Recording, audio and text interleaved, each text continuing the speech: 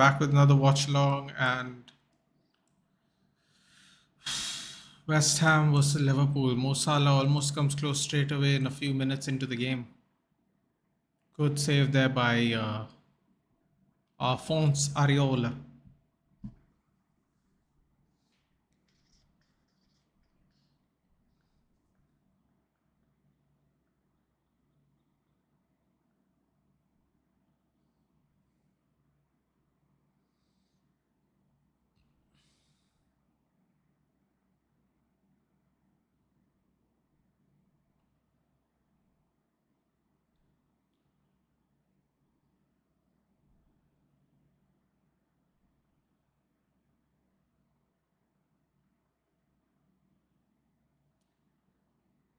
Oh,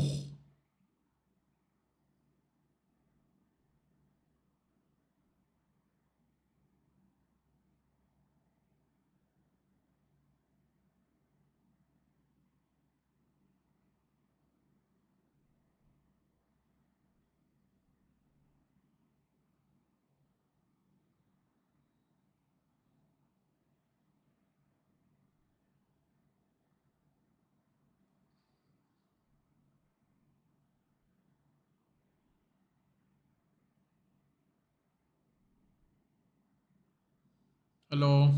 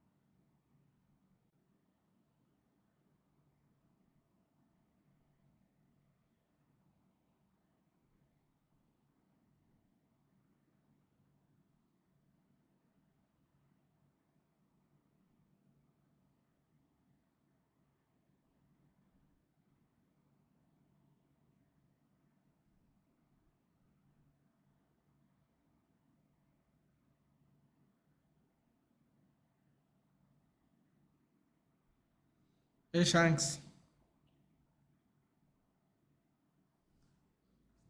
Liverpool have come close twice already.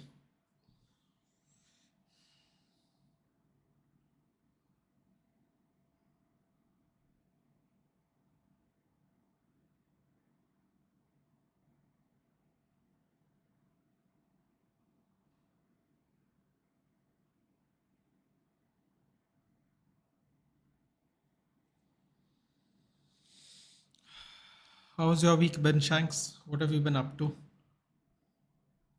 No football until the 31st.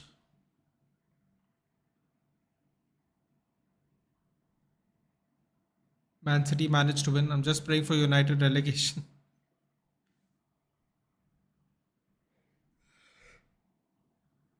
Oh, God.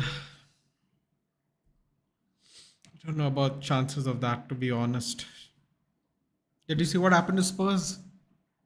Conceded another injury time goal. Oh, how are we behind them, dude? That's what's more disappointing.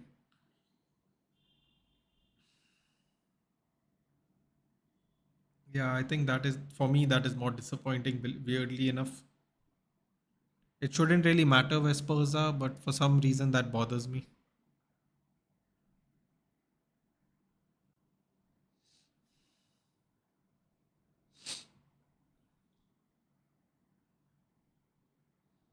I'm getting boost for 31st December. Yeah, that's like almost 24 hours before, but isn't it? We are playing like at 1 o'clock in the night for 31st. Pubs are expensive on 31st, are they? Interesting. But anyway, this is technically 31st morning, na, not night. So what you're going to drink in the morning and in the night? Shanks, you're in Delhi, right? How expensive are pubs? Pune, sorry. Wait 1 minute. But it's still. Wait 1 minute. 31st morning. It's technically 30. Well, If you're going to watch the game and drink, it's technically 30th night because 31st, like at 1 o'clock in the morning, we have a game. So that means you'll be drinking for the game and then 20 hours later again. You're going to get very high on 31st. Trivela cross from Sala, pushed up by Ariola. I've off till Jan 2nd. What is this? Oh, you're in college, aren't you, Shanks? 2nd Jan. Ooh. So you can actually, pubs are only, when you say pubs are expensive till the 31st, what do you mean? There's like an entry charge? Like, give me an example. Like, what is it? Stag only, couples only. What is the scenario? Working in Siemens. Wait, how do you get an off then? Is it because you're working for a foreign company? Because someone told me in Pune the holidays are quite strict. Like, so for example, when we were in college here in Goa for Ganesh, we would get 1 week actually. But then my friends who went there to do their bachelors and masters, they only got 1 day. The day you do Visarjan on the 1.5 days, that would be the day off everyone got in Pune back then. Here in Goa, you get like 8 days, dude. We get like a whole week off. Oh, you took off. Okay. That makes more sense then. Because I heard in Pune, they're not very welcoming with the holidays.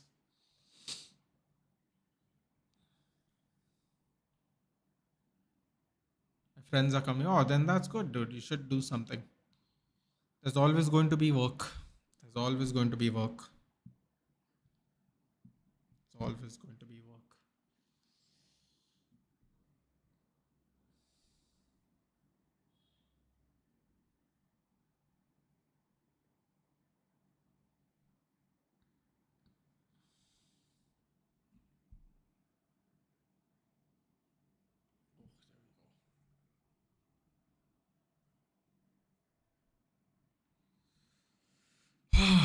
This camera.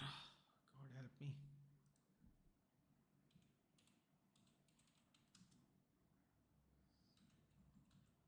So how does it actually work, Shanks? Do you get like a how do I put this? Do you have like an entry fee to the pubs or like normally we only have that for clubs here. If you want to go to like a drinking pub, there is no, at least before, I don't know now. I've gone in a while.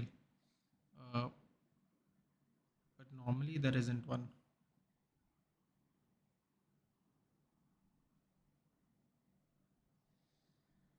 But before they used to this. I think only for clubs, nightclubs there are, unfortunately.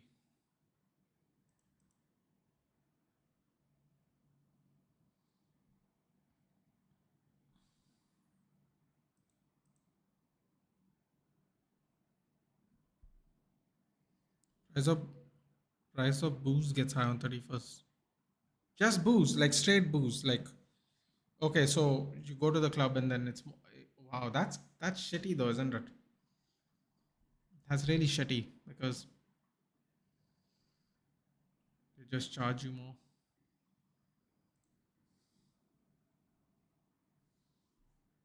just on 1 day.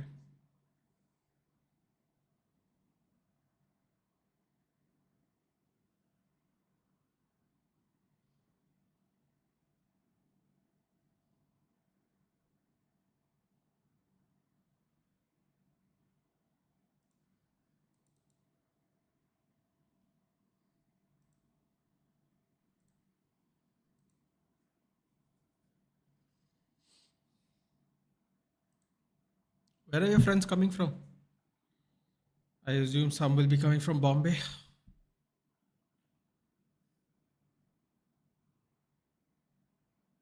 Prefer drinking at home. You don't. Yeah, well, I also prefer that if I have to. I don't really drink much, but if I do, I'd also prefer doing it at home. Yeah.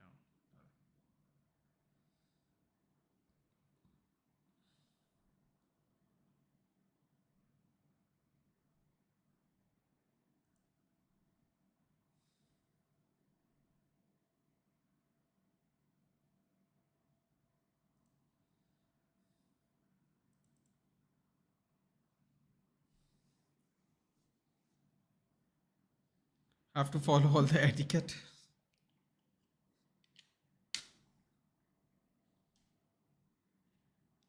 Hey Jayesh, good evening. Jayesh, do you currently have any plans for New Year's?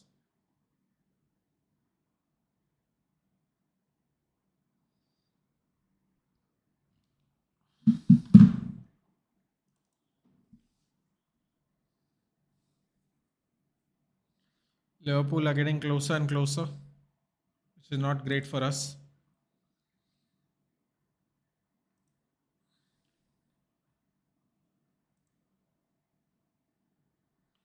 Two from Mumbai, two from Nagpur, and two and Pune. Wow, it's going to be a big band. Yeah, you do have plans? Yes, I'm the only one who doesn't have plans, which is actually fine. I don't want to do anything. So, works out for me.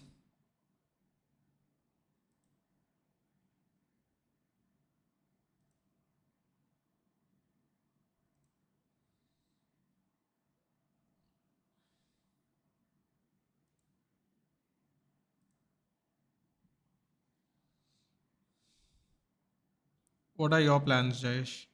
Are you also going out on for some drinks?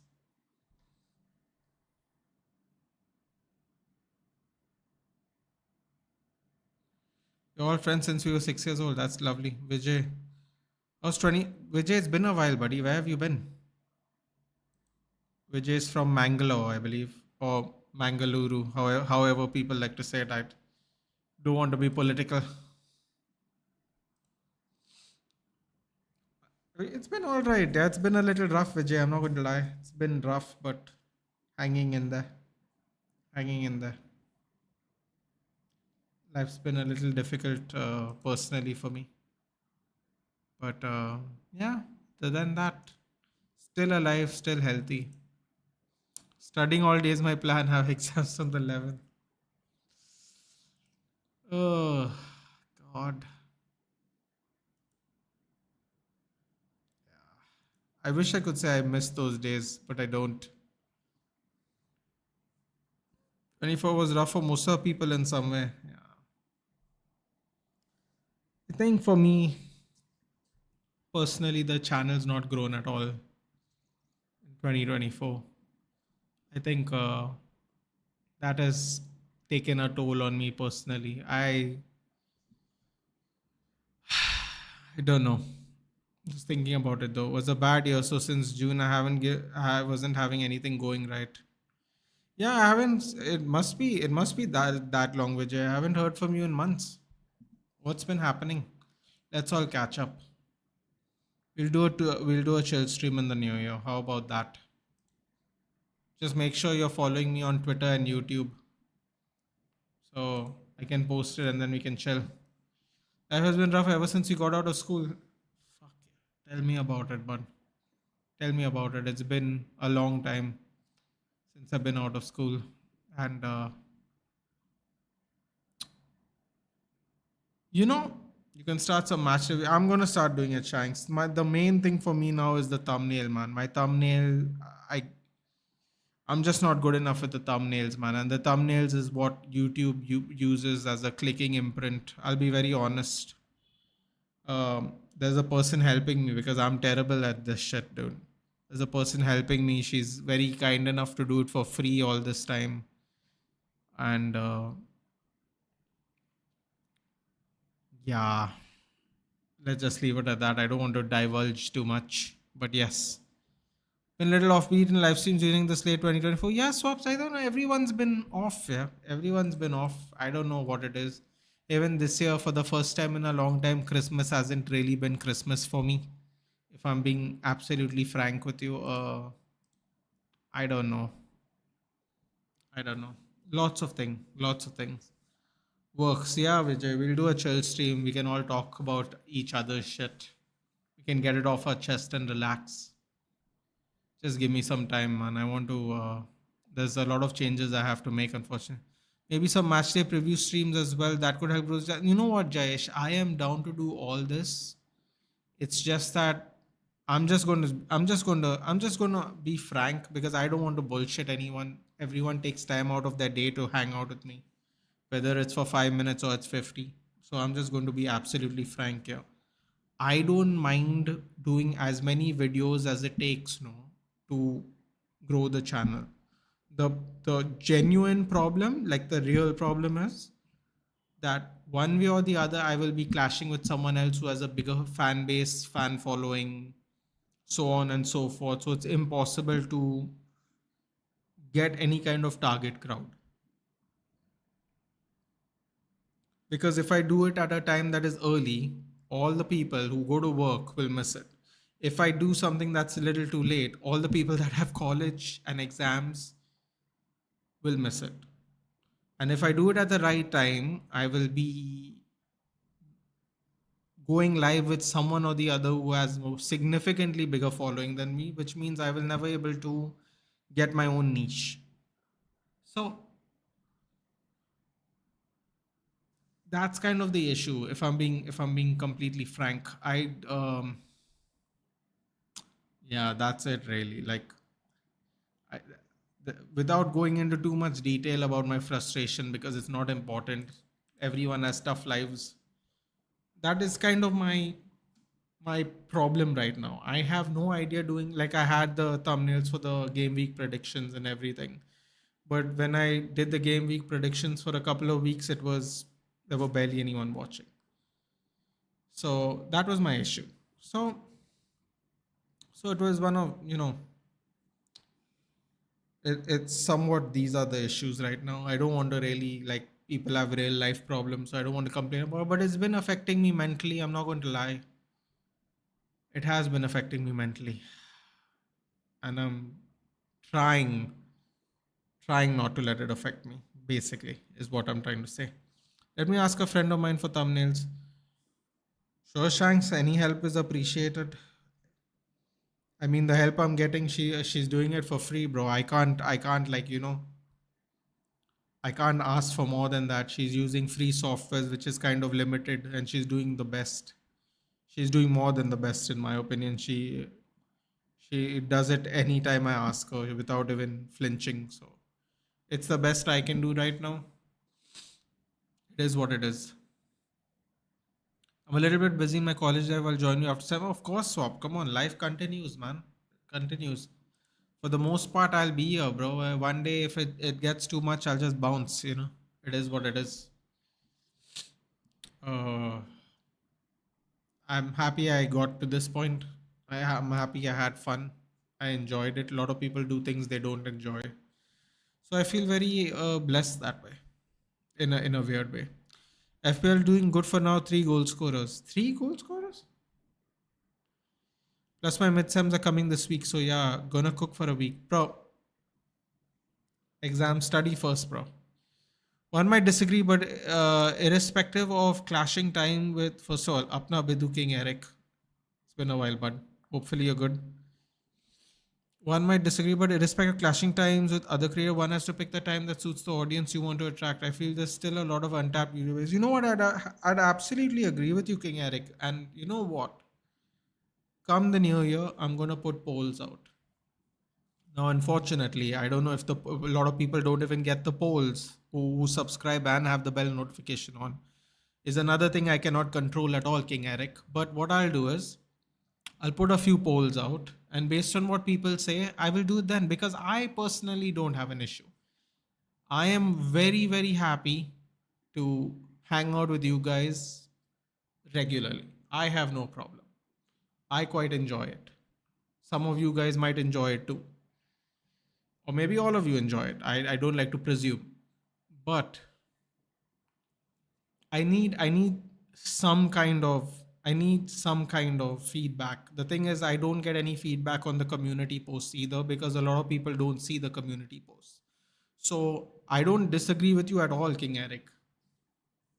You might have a great point, in fact, one which I have not thought about, if I'm being very honest, because I am much more stressed out. But I can only do what the community, like, it's better to follow the current community I have, like what they tell me to do, right? So what we'll do is we'll put out some posts, We'll see what everyone says, and then we'll move from there. How does that sound? I think that's good. Is she using Figma for the thumbnail? No, she was using Canva actually, Shanks. She uses Canva. It's kind of limited according to her, because she does a lot of editing because she's a like a she has a affinity for photography, so she's kind of on these things. So she told me that Canva, the free version, is kind of limited, if that makes sense. I don't know what that means exactly. I take her word for it because she does a lot of editing of her own photos and stuff. So I don't really feel the need to argue about it, but that's what I've been told. People used to say, college life is fun. Earlier, I used to cringe on it, but now I feel these quotes. Bro, believe me when I tell you. Believe me when I tell you, right? 10th, 11th, 12th, 10th and 12th will be tough years. But the fun you have in 10th, 11th, 12th, first year, second year, third year, if you do it right, if you're surrounded with the right people, right? It can be the years that shape the rest of your life if you do it correctly. Figma is also free. If any of us students can register, she can use that for better results. Yeah, I'll ask her because she has a younger sister who's a student somewhere. She's doing something, I don't remember what, but she's in a college, so maybe she can do that. I'll look into it. I'll look into it. I'll ask and look into it tomorrow when I speak to her. There's something very unique about your channel. You read and interact with all the chat unlike other creators. I think that's what's really magnetic about it. I appreciate that, Jayesh, but the thing is, right? I think it's a in fairness to everyone else, because I don't want to be that guy who basically doesn't do it in the future. But I will say this in fairness, it is incredibly difficult even on slow mode to read everyone's chat. I know that's not the best answer. I know the fan base and the viewership is what eventually makes you that big quote unquote big creator, whether you're a member or not. But believe me, it's truly difficult. And I'll give you my example, right? I don't like talking about other people. I don't want to waste my time. Luis Diaz scored and I took him out for Ismail Essa. So I got punished today. Wonderful. So I'll just give you a really good example. My most successful stream is when Mohawk came on my channel for the very first time. And I was incredibly overwhelmed. Let me just put it that way. And during the stream, this was when I had like no idea how to do anything, right? During the stream, he told me, Nathan, put your chat on slow mode so you can read what people are saying. I'm like, dude, I don't know how to do that. I'm very new to all this. I obviously know how to do it now, but back then I was like, I don't know how to do it. And dude, the chat was so overwhelming because a lot of his subscribers happily came on to watch us talk. I I was shocked. I like so that is just one stream, and I realized that it can be incredibly difficult to keep in touch with the chat. Now, personally, I would love to talk to everyone, like to the point where I delay the chat, right? I slow down completely and then I have to catch up. But I think after a certain point, it will truly get difficult, man. And that's why like people do members only streams and stuff like that. It's not entirely fair, but at the same time, it's like to the people who like financially contribute to the channel to help it grow that way, like in terms of reinvesting the money. um I think that is one of those things personally that you kind of have to do. Excuse me.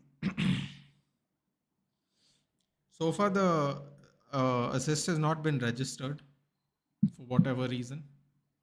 Can you believe it? I took out Ismail Asa and I literally I literally changed it this week, and I literally got punished this week, which is brilliant. Yeah, no assist given to Luis Diaz. Ooh, Juventus 1-1 Fiorentina. When did this? I forgot this was happening. Oh, Serie A matches are going on this week. Oh crap! I forgot completely. It is a Saturday, Sunday, isn't it? Is my guy in? Of course he's in there. Of course my guy is in there. What kind of question is that? I insulted him. Oh crap! Napoli already won today. Ah, that's frustrating. Hold on, I have to just catch up now. I didn't realize that they played today. Parma, no. Empoli, no. Inter won. Atlanta drew. Atlanta drew. Napoli and Inter won though. Come on, Fiorentina. Come on. Do it. You can do it. Please do it. Yeah, there is no assister for whatever reason. I checked on other sites even. Just Luis Diaz goal. So I think it's just a matter of clicking the stream. Hi Ram, good evening. Gonna make Isaac look like Prime Drogba. Don't remind me, dude, please. It's New Year's Eve and it's going to be the worst New Year's Eve ever. I started watching your stream from Mohawk stream. Eventually, I'd hardly visit Mohawk's channel now. Listen, man, everyone has their choice, and I there are a bunch of YouTubers that I follow that I don't follow now. It goes with your philosophy as you get older, dude. Your philosophy changes, and therefore the people you deviate to also change. There's nothing wrong with it. I drop in and I say hello all the time because at the end of the day, Mohawk was very kind to me. He gave me time when he didn't have to. I'm speaking frank here because you know I won't bullshit you guys. I have no interest. I always said if I don't like doing this, I'll quit. Like I don't want to ever bullshit people who give me their time because time is a very valuable commodity. Even if you're a young guy, even if you're a youngster, time is an invaluable commodity. Even though it might not feel like it when you're much younger, but it is there. It is to me, at least personally. I feel like it's a valuable commodity when people give me their time. So I don't like bullshitting people if I can help it personally. Um, yeah, so things change. Yeah, people change. Your likes, dislikes change. Everything change. But yes, I know. I remember you telling me you came from Mohawk's channel. That is the stream I'm talking about. In fact, about with Jayesh. Of course, when your channel grows, it'll be extremely difficult to keep up with chat exactly. But just letting you know that you're reading the charts is very appreciated. I know. Thank you very much. I try, dude. I try. Little delayed, but I try. Not Salah. It is. It's not any. Oh yeah, Vedant's Man United head coach. It's not Salah, unfortunately, for all of us. Fiorentina's just saw Mason Greenwood tied for second spot in the goal scoring list.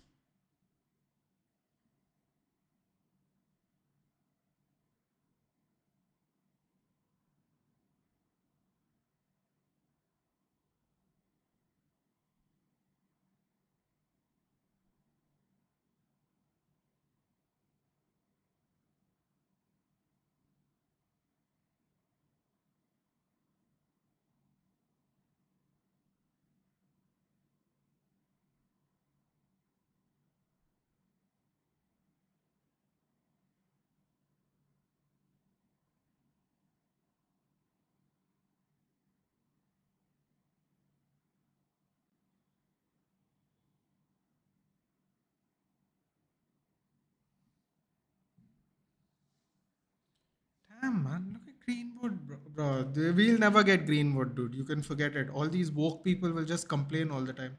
It's halftime. It's 1-1.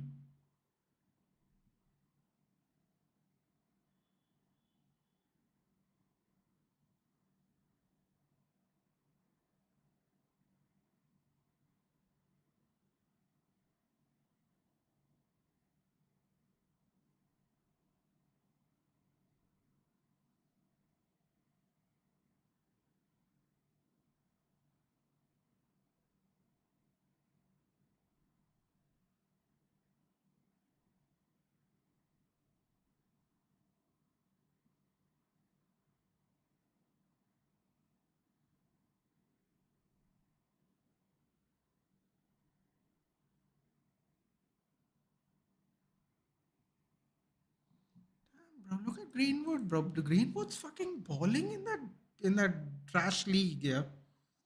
Unbelievable. He's actually balling out in that trash league. I'm like, yeah, like people won't be surprised, but I'm still surprised, dude. And by the way, Aditya's such a liar. They're currently 1-1. He's just worrying me because he knows we are going to be doing Fiorentina watches. That's proper niche in a couple of weeks. Aina also returned. Fucking hell. I knew I should have bought him in, dude. I stuck with Lewis Hall though for whatever reason. The poll sounds good, and if nothing, we'll always have posting videos you want to regularly. Nans. Yeah, I'll definitely. The videos I'm gonna start doing. I'm gonna start using this OBS and just post reaction videos. Anyways, happening. Damn, man, Aina returned even. Ooh, they are returned because of the clean sheet, right? Wood returned. Thank God. I was gonna get hammered this week. I have Palmer in my team, and I want him to blank. If you know, you know. Time is valuable, so I've stopped watching United play. Well, in fairness to United, the current timings of when United play is not really that life effective. I'll tell you that much. I don't know a lot of people that are going to be awake at 1:30 watching games. So if you have some free time and you're not getting sleep, no, that was the best time to watch football. I'm still trying to see. Oh, here it is. League One. Not that I ever had any desire on looking at it, but since I'm here, I will. PSG 1-4-2. This PSG, man. Losers. And where is the top scorers? Shit, he's one behind Jonathan David. Oh, we'll never get him. Thanks to the outrage of people, which I understand to some extent, but man, we could have really used him. Could have really used him, honestly. Free player. Okay, I have to catch up now. Sorry. Scored 10 and assisted as well. Vedant's here. I too have enough. Oh god, now I need Lewis Hall to actually do something, which is worse. I don't want Lewis Hall to do anything. I dodged the Wolves game. That was a good call, actually. That guy would have been a right wing option. Bro, we got rid of Elanga who got an assist again today. Free. These were all free guys, man. Which shots? I got Milinkovic. Ah, I'm gonna get punished this week. No, no. I guess Juventus were leading. They scored at 38 minutes. Moise Keane scored again. That was good reach. Hello, brother. Long time. Hello, Manaj. It's been a while. Pep Guardiola being you schedule fixes for Rodri and G. Get out. Get out. He has no right to complain about this.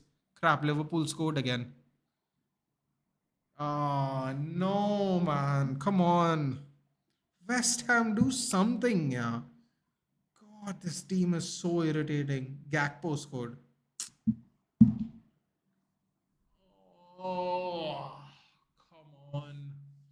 Come on, yeah. These people are so shit. West Ham is so horrible. They have made so many. They made so many buys this year and they are so horrible, man. How is this possible? How can you make so many good buys and still be this bad? Oh, this is frustrating, yeah. Like genuinely frustrating. How are they this terrible? How, yeah. It's incredible how shit they are at the moment. I'm not even making a joke.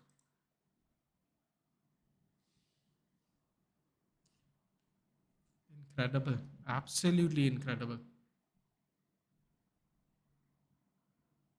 Absolutely incredible.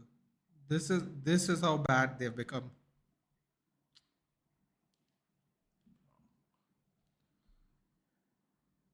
Maina kept clean sheet, Wood, Haaland, and Jimenez scored. Oh fuck, Jimenez scored. I forgot that.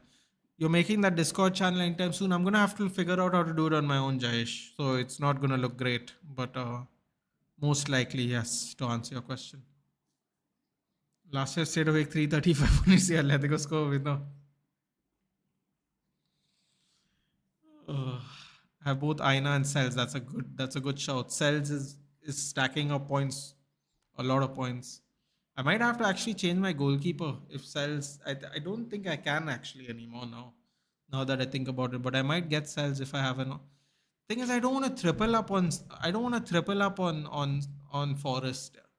So I'll have to go. I'll have to go Cells and Wood probably. It all depends on Rahul and Jaiswal. By the way, how the hell did that Nathan Lyon make 41 runs, bro? How did we clean out everybody and Nathan Lyon's hanging around there? That's mad. I think in the first 15 overs we'll get them out. 333 to chase with 1 day left. Bro, they're gonna have to do some baseball stuff, man, to win. Seriously. That Ashpin is no not existent. There was I don't know what are the alternatives anyway. We don't have quality spinner. Nathan, one of your jokes, sure. Domestic structure is also lacking. Any noteworthy spinner? Bro, I don't think I'm a big Chahal guy, but I don't think he's a test spinner, isn't he? At least I have not seen him play a test match. So I don't really know what's going on. Who would is Washington Sundar part of the Indian setup?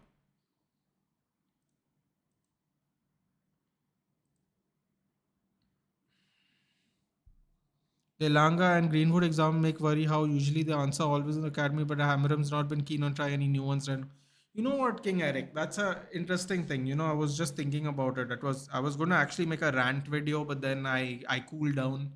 Unfortunately, cooled down way too quickly because I'm kind of used to how horrible we play these days. But I was thinking about a bunch of things, and it kind of really annoyed me. A lot of it annoyed me. Then पहले सोचना था अभी draws yeah Australia were 91 for 6 ended 228 for 9 who was it? It was Cummins and Lyon who both made 41, right? Cummins is 41 out and Nathan Lyon still batting, right? Forget Nathan Lyon, Mr. Bolan batter. 65 balls. Yeah, Lyon played better because his name was Nathan. Captain Salah also scored. I tell you, man, West Ham. Why did I even come live? I should have come live for a better game. No, why did I even waste my time today? I mean, West Ham, bro. These people sacked David Moyes, who got them a Conference League championship. They thought they were better than him, man. They thought they were better than him. Look how they're getting punished now. They're truly getting punished. I would feel sorry for them, but I'm not going to. If I'm being frank, the amount of players they have bought, bro, and these people still can't be bothered to play the game properly. They deserve to lose. They deserve to get hammered. This is what happens, no, when you believe your own hype, dude. They really believe their own hype. They absolutely 100% believe their own hype, and now they're getting punished week in week out, week in week out. Terrible. Chahal can't bat or field well. Need a player to do that at least these days. Bro, but like, I mean, at the end of the day, would you prefer someone who can do one thing or you can prefer someone who does everything, dude? Like, at the end of the day, if you don't have spinners, I prefer a spinner who can spin even if he can't bat because at the end of the day, you gotta like, I don't know, man. Maybe it's just me, but like, you have to sacrifice something if you're trying to get over. Otherwise, like, you will not succeed at all. Unfortunately, it's going to be half time soon, right? So 3 minutes extra time. Captain Palmer will blank. Please God, he won't blank against Ipswich. Believe me. The only way Salah captains do better this week is if Salah scores more. I just don't. I don't think Palmer's gonna blank against Ipswich tomorrow. I can't see it. Salah's numbers are ridiculous, dude. He might win the golden ball, whatever the golden boot, and whatever the hell they give for the assist as well. He might actually win both. Harry Kane was close to winning both 1 year, I think. By the way, South Africa beat Pakistan. They are through to the world. Yeah, I read that somewhere. Where did I read that? Not that I watch test matches anyway, but yeah. Well, you know what? I'm never sad to see Pakistan lose personally. So you snooze, you lose. Captain Salah also assist. I didn't get the assist update. Yeah, I was looking for that only. I went on the Premier League app. I didn't get the update. Why didn't the app? So he got a goal and the Gakpo goal. Palmer hat trick incoming. God, I will absolutely enjoy it. There was a spinner in the 2012 under 19 team, and Ian Chappell compared him to Mr. Bedi. Bishan Singh Bedi is looking like him in bowling, but now I think he's in the USA team. Of course. Yes, FPL redemption. One goal, one assist for Salah. It doesn't even feel good now. Literally everyone captains him. It does, doesn't it? That's why tomorrow when Chelsea cooks, I'm gonna enjoy it. Hopefully. Hopefully Chelsea cooks. Hopefully Chelsea cooks. I shouldn't have been too excited already, without actually seeing it happen.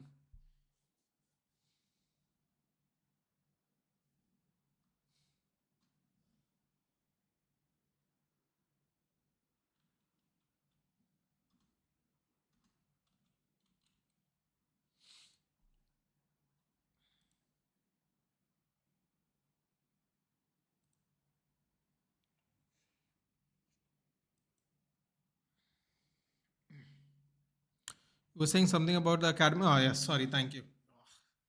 That always happens to me. I enjoy it too much, and then I'll completely lose what I was about to say. What's going on here? 1 minute. The computer is being funky.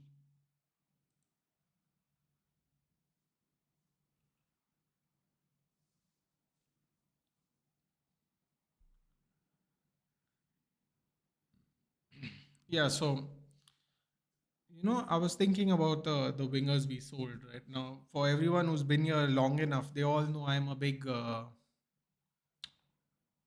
proponent of Facundo Pellistri. As much as people say it's only the Greek league and all that, which is a fair point. I don't think people are wrong about that. That is a very fair point. It is only the Greek league. That is very, very true. Um, I've seen the number of wingers we have, and I still, for the life of me, don't understand how Anthony is in our club.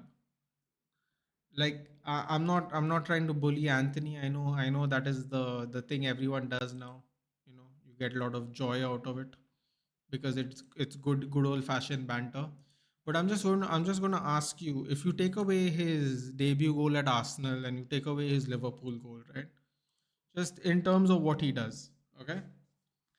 We got Dan James for 15 mil. I could be very wrong, and I'm sure someone will happily check this for me. But in the 2 years we had Dan James, I think he scored more goals and assists than Anthony, right? He played more games than Anthony as well, by the way. Although some people would say that wasn't a good thing. Either way, that is personally people's preference on that. We had Anthony Elanga, who was a youth academy player, right winger, scored that goal against Leeds, did the whole gritty celebration, before Doku became the gritty merchant. Um, he's currently cooking in Nottingham Forest, who, at the rate they're currently going, they might actually finish second this week. If Chelsea and Arsenal don't win their games, I believe Nottingham Forest will be second this week. Um, I think if Chelsea and Arsenal draw their games, Nottingham Forest will be second this week. So Nottingham Forest is second in the table, yeah? Anthony Elanga is currently contributing to that team. Got rid of him. We got rid of Facundo Pellistri, who, yes, plays for Uruguay, was quote unquote never used, not good enough, deemed by Eric Ten Hag. Signed by Ole Gunnar Solskjaer, funny enough. People might forget that. Um, Played every game in the Copa America and went to the finals. Yeah, at 21 years old, 21, 22 years old, right? So these are all the right wingers we got rid of. So Greenwood, Elanga, James, Palestre. Greenwood unfortunately sacked himself. Let's be honest. We don't have to like it. I thought there might be a chance you could have handled it better and possibly still be at the club. I have come to terms with as the way they handled it. He was always going to leave. Unfortunately, they did not handle it correctly at all. which caused even more drama in the end and forced him basically to leave. So it is what it is. That was always going to happen, sadly, whether that was the best call or not. So those are four wingers. One, two of them were acquired and two of them from the youth academy, right? What we end up having is Anthony and Ahmad Diallo, who is currently also acquired by Ole Gunnar Solskjaer, although no one wants to give him credit and everyone wants to go acquired by scouts. So, we leave it as is. Okay. So these are our right wing players. Last 2 years, Ahmad Diallo went on loan and sat on the bench, right? Those were the last 2 years of his career. Eric Ten Hag persisted with Anthony. When he didn't persist with Anthony, he persisted with Rashford or Garnacho on the right. And unfortunately, there was a person sitting on the bench who could have contributed to a much more successful season last season, right? He sat he sat on the bench basically the whole season, came on for 5-10 minutes whenever he came on, and that's that. When you're saying Amarim's not looking at the youth, I am starting to think that everyone's not really looking at the youth anymore because Ten Hag didn't look at the youth. He played Collier at left back. He played Palestri for the one game he played this season. Right, what is it? Right back in the cup match. Um, we have misused the youth or we have overused the youth. We have never actually ingratiated them into the team, King Eric.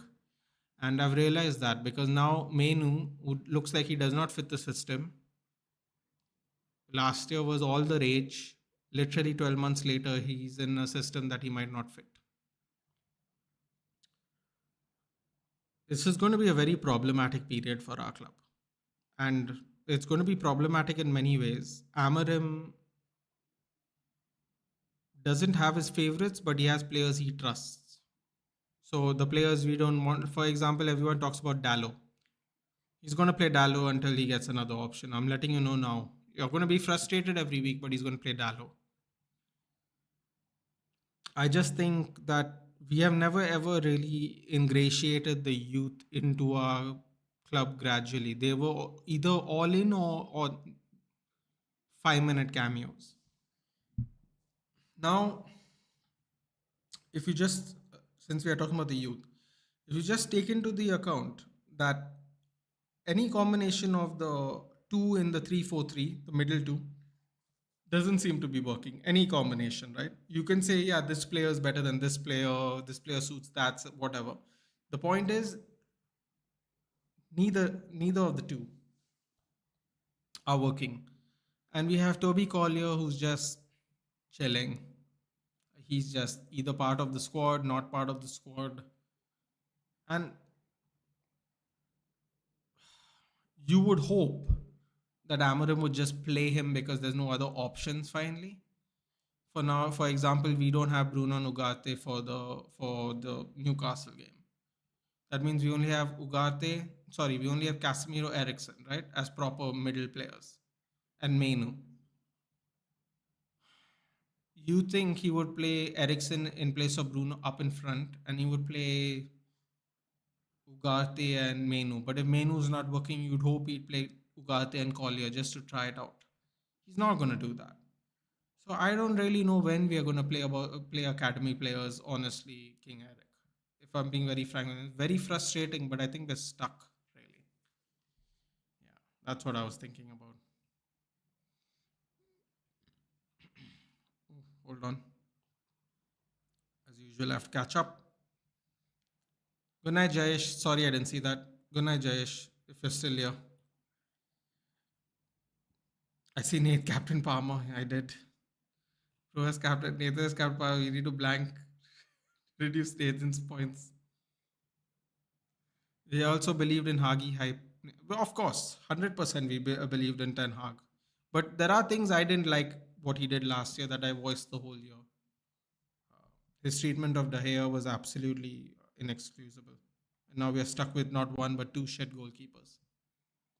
Terrible. And neither of them play out from the back very well or save very well. So Either way, he will bottle it. A domestic pitcher also changed from favoring spinners to medium pacers. Yeah, I think that is something to do with the fact that which direction we are going in the bowling unit, probably. He might win the Ballon d'Or. He should win the Ballon d'Or. Dibling also scored, but he's my on third bench. Tyler Dibling, dude, that's someone we should really swoop up if Southampton get relegated. कल draw ही ठीक है अगर first session में without wicket 100 मार ले फिर जीत saying it so slowly, but yeah, we should try to win. Australia have to play test with Sri Lanka as well. They'll push us the WTC in that series because Sri Lanka sucks. Yeah, probably. I'm eighth in the league, feeling like Spurs. Yeah, pretty Liverpool to win the league. Surely I should be in top three. Yeah. Yes, thank you. Leicester is still better than Anthony. They're all better than Anthony Shanks. The problem is they're all not here now. They're all better than Anthony. That's the sad part. James was better than Anthony. They were all better than Anthony Shanks, and we sold all of them. He was good at defense as well. Also, he was good at drawing fouls a lot. At right wing, Maguire at right wing is better than Anthony.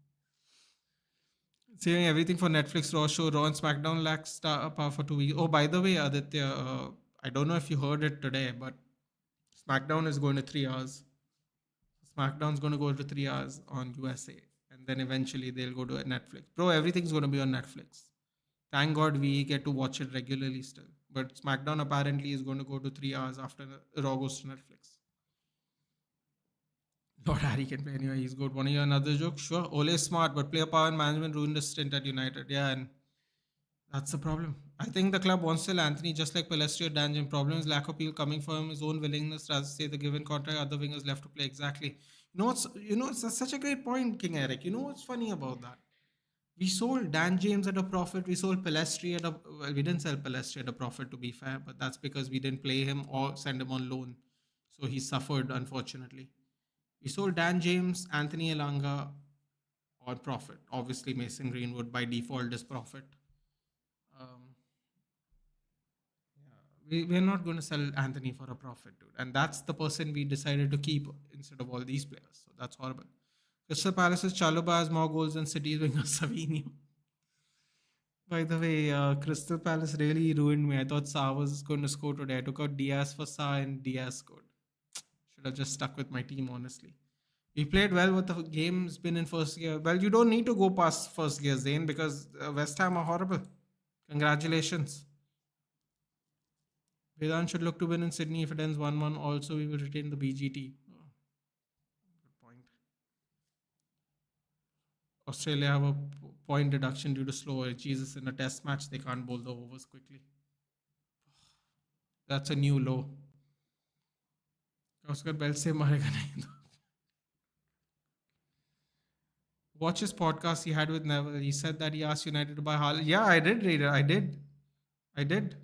Before Oli came to United, he wanted to sell Haaland. I know that. He was giving Haaland to us. Management refused it, yeah.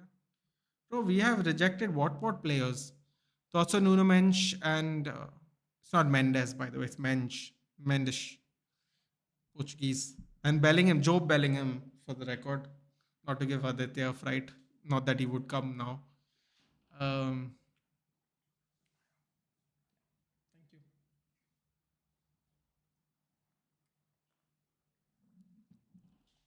Excuse me.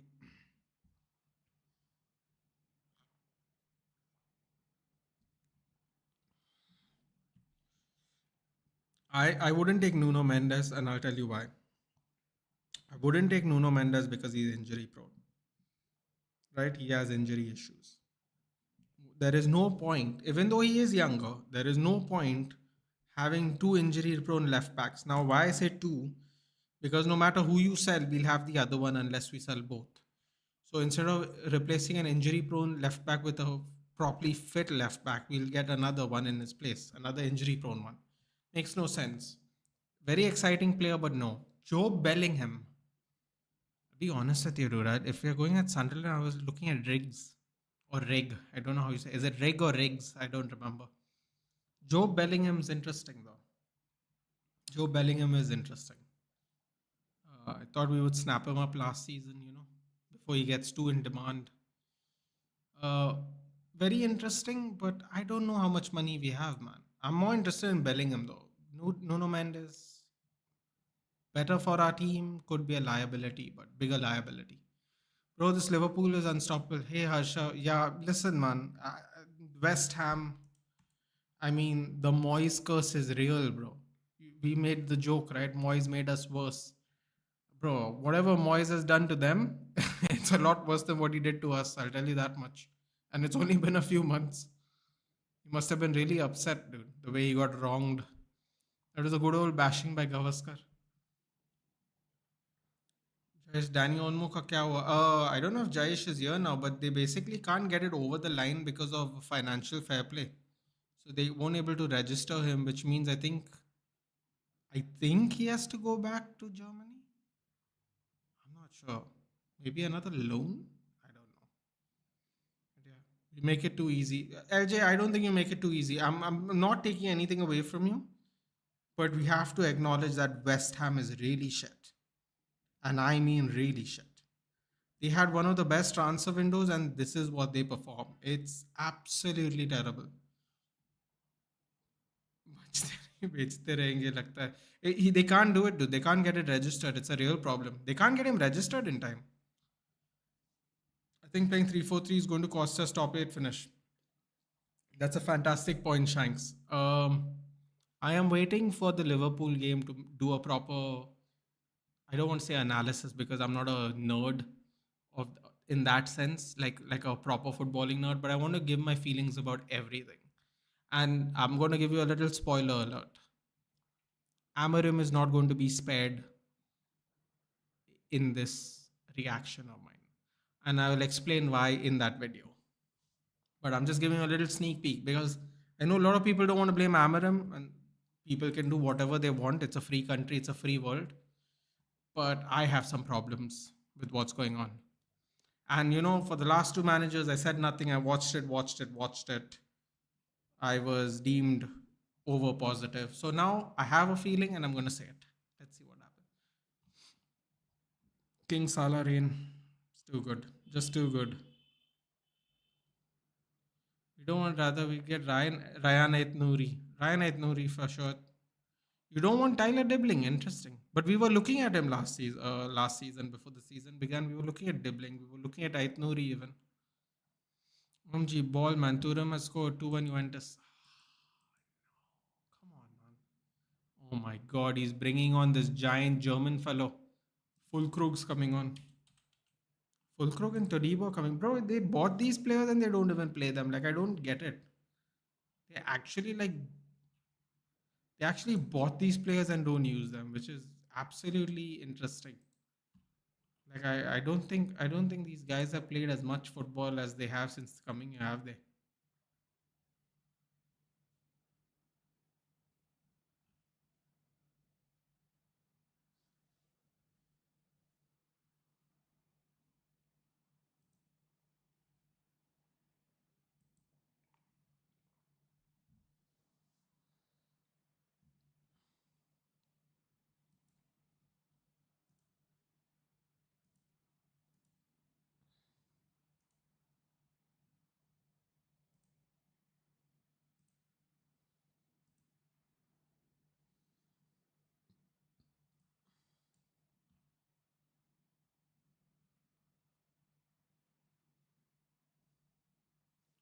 Hey Nathan, Job to United possible.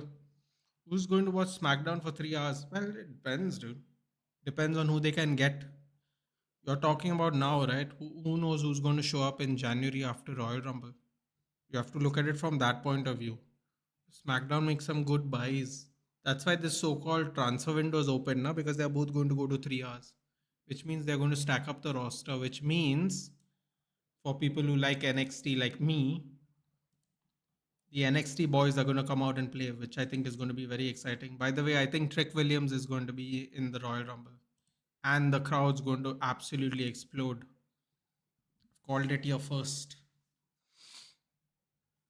We are looking to bring some Englishmen to Madrid, Nathan. Things are happening.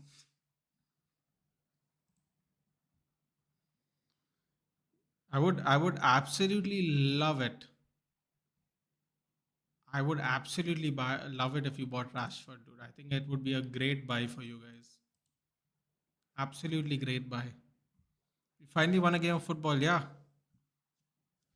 good game. I knew y'all. If y'all didn't win today, Nitesh, y'all would have beaten Salford.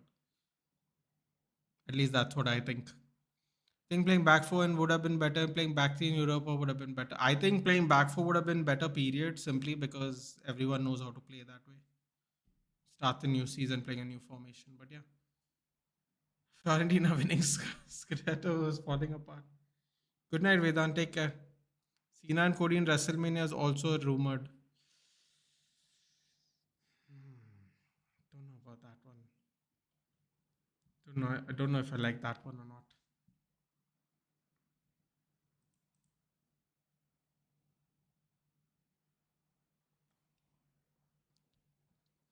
You'll write the story, but in January, Rock is back. Rock storylines happening. Yeah, dude, this is another thing I don't like. Yeah, like just stick with it, man. Whatever it is, just stick with it. Don't keep changing shit up. Yeah.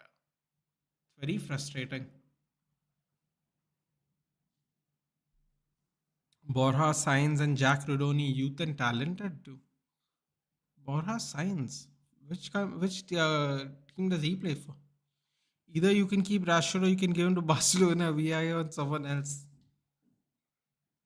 Bro, I don't know. I don't know what this Rashford thing's going to be. Did you see what Andy Mitten said today? Bro, they're all coming for him. They're all coming for Rashford. Genuinely. Like people have truly had enough. Dude. People have truly had enough. And if I'm not wrong, Sulfur is owned by some. Yeah, yeah, you are absolutely right.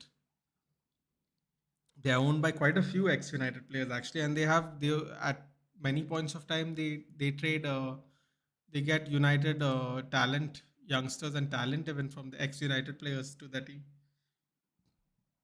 You are very correct.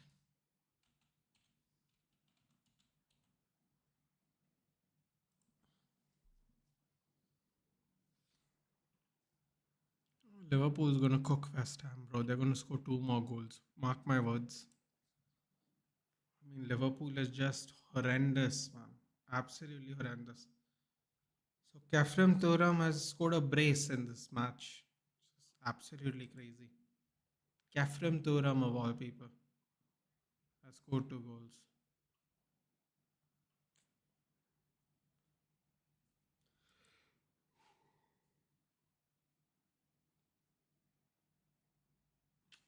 It's a good goal. Good goal.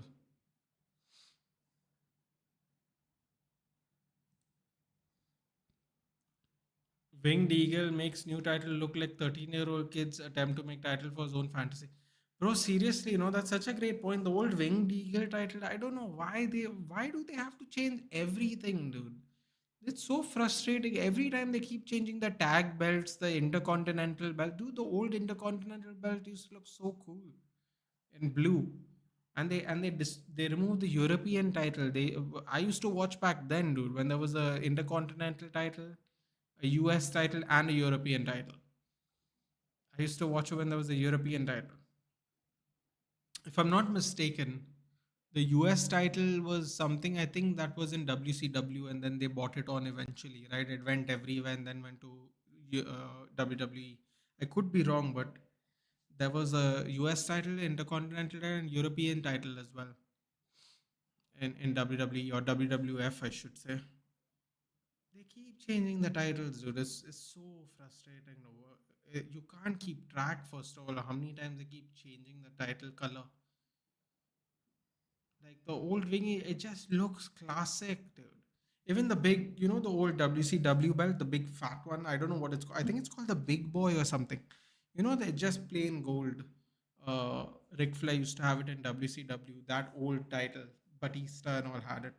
Bro, those titles look so good, and all they want to do is keep changing it to make it look different, dude. All the time, change, change, change, change, change. It's so boring, dude. Like don't be so insecure, man, about your shit. Like, seriously, they're so insecure. They're so insecure, dude. That they absolutely must change it. Bro, the tag team titles have been changed so many times. So many times. I can't even explain it to you. The number of times the tag team titles have changed color, changed shape. It's really boring. Nathan Newcastle on run looks like New ain't gonna be that great. It ain't gonna be that great, dude. I agree. I don't like Seth Punk. I'm more interested in what they do with Roman and Punk. Yeah. Except now they're trying to work more things out, right? Because like you said, if more people come in, then everything has to change. This is Wing Eagle and Big Winged Eagle was better. I agree. European IC was merged. Ah, that's what happened to it, right? Because there was no US title. No, the US title came from the US title, if I'm not mistaken, came from WCW, right? Whatever, however you'd like to politically say it. But the European title also actually looked quite sick. Heavyweight big gold belt, yeah. Old tag team titles were, yeah, seriously, man. They've changed everything. They've ruined everything the belt when it comes to the belts, dude. WCW, right? Yeah, I knew it.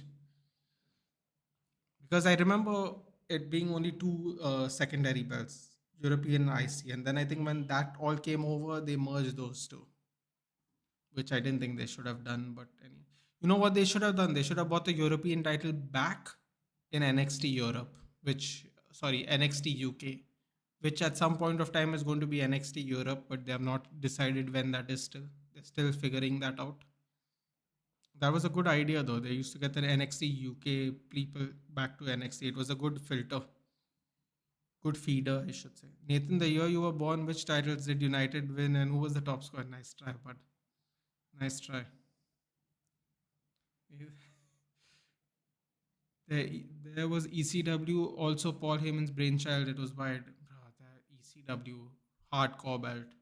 The hardcore belt was what? The hardcore belt was because of the ECW competitive, right? Competitiveness. Nathan, will it be 12 straight year you finishing below us? Probably, dude. I mean, listen, man. Nitesh, I told you. I'm very consistent with what I said. I told you that we've had a bad 18 months. So why will it stop? I was very consistent with my sentence. I will not take it back. So yes, Nathan's future is code. Nathan's future? What do you mean Nathan's future is code?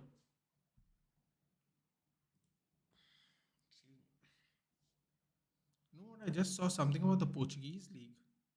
I'll get back to that in a moment.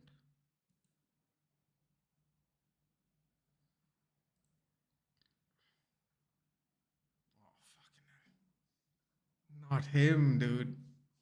He also scored? Oh,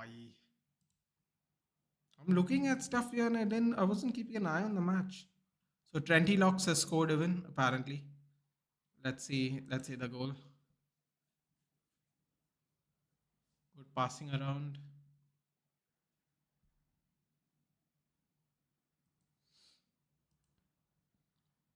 So Trenty Locks has scored even. Future scored.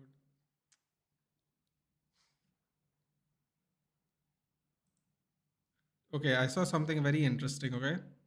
Would anyone like to know who has the best defense in the Portuguese league?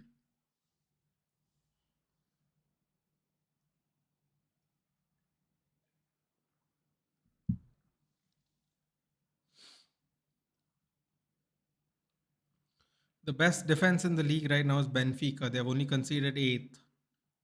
They are 2 points behind Porto with a game in hand. So they have a game in hand, technically. So they can still go over if they win their game, right? They have only conceded 8 goals in 15 matches. Porto has conceded 9 and Sporting has conceded 10. Although Sporting have been in a bit of slump. There are 2 losses, 2 wins, and a draw in the last 5 matches. Just leave that there. We don't need to address any more of that.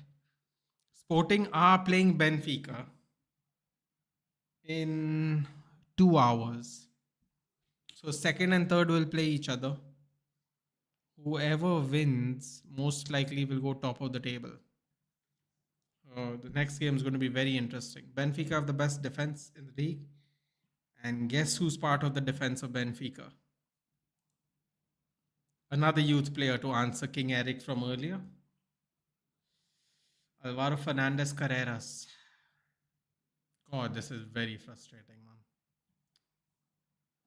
Genuinely, it's actually so, it's more frustrating than even I would care to admit. That's how frustrated I feel.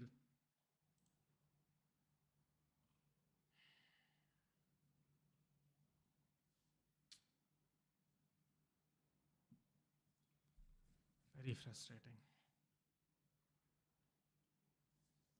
Liverpool's definitely is going to score at least one more goal. Let's see what's happening in the championship. West Ham are depressing me right now, to be honest.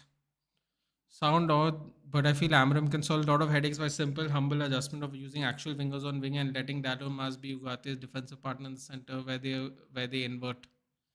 Aiden hides his age like R-Truth hides his age, bro. Everyone knows how R-Truth, old R-Truth is. He just doesn't look like he ages.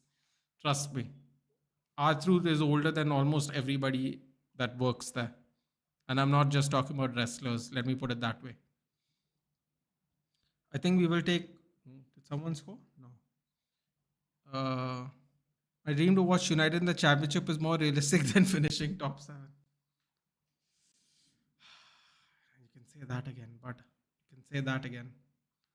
Let's see. Did Rooney win today? Rooney lost today, even.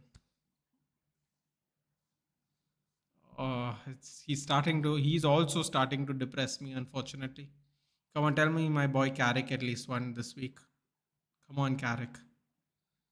At least we shall have faith in you. Where are you? Middlesbrough are 1 point outside the qualification range. Oh, this is great. This is fantastic. Leeds are Leeds on top. Sheffield's on top. Burnley is back on top. Plymouth are going to get relegated. Oh God, Rooney.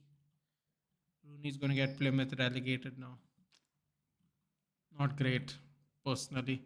Oh, Middlesbrough's got to play Burnley in 1.5 hours. Where's Burnley? Burnley is third. Middlesbrough are seventh. If Middlesbrough can beat them, they will go to fifth.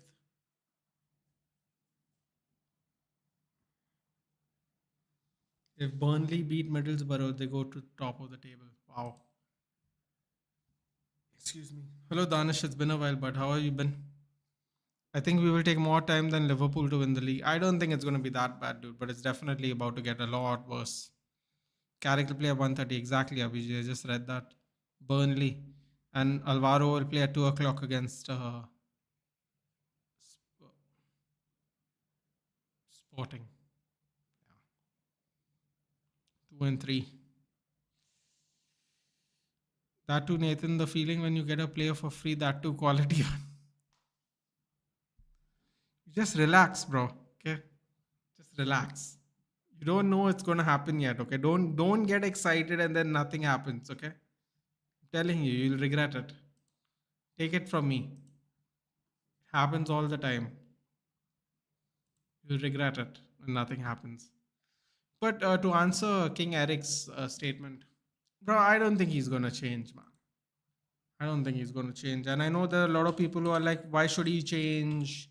These players are shit and all. But like, I mean, I don't want to defend the players. Actually, it's late in the night. No one's listening. I'll defend the players and then I'll pretend like I didn't say it next time. Um, if I'm being very honest,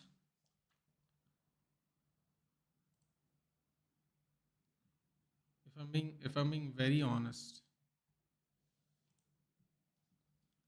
um,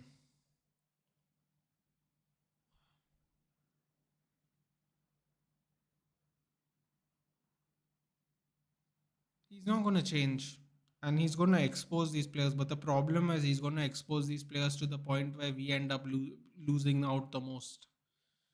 So a lot of people are like, yeah, come on, you can do it. Keep doing it. You're going to like, this, that, and the other. But actually, we are the only ones who are going to end up suffering because we are not going to have any European football. People might not want to come to our club. So, like, in the name of changing everything, we are actually suffering. You know what I'm saying? I'm not asking Amran to not follow system. It's just that he's using a phrase. No, no, you're right. I know what you're asking, King. I don't think he's going to do it. That's what I'm trying to say. Because the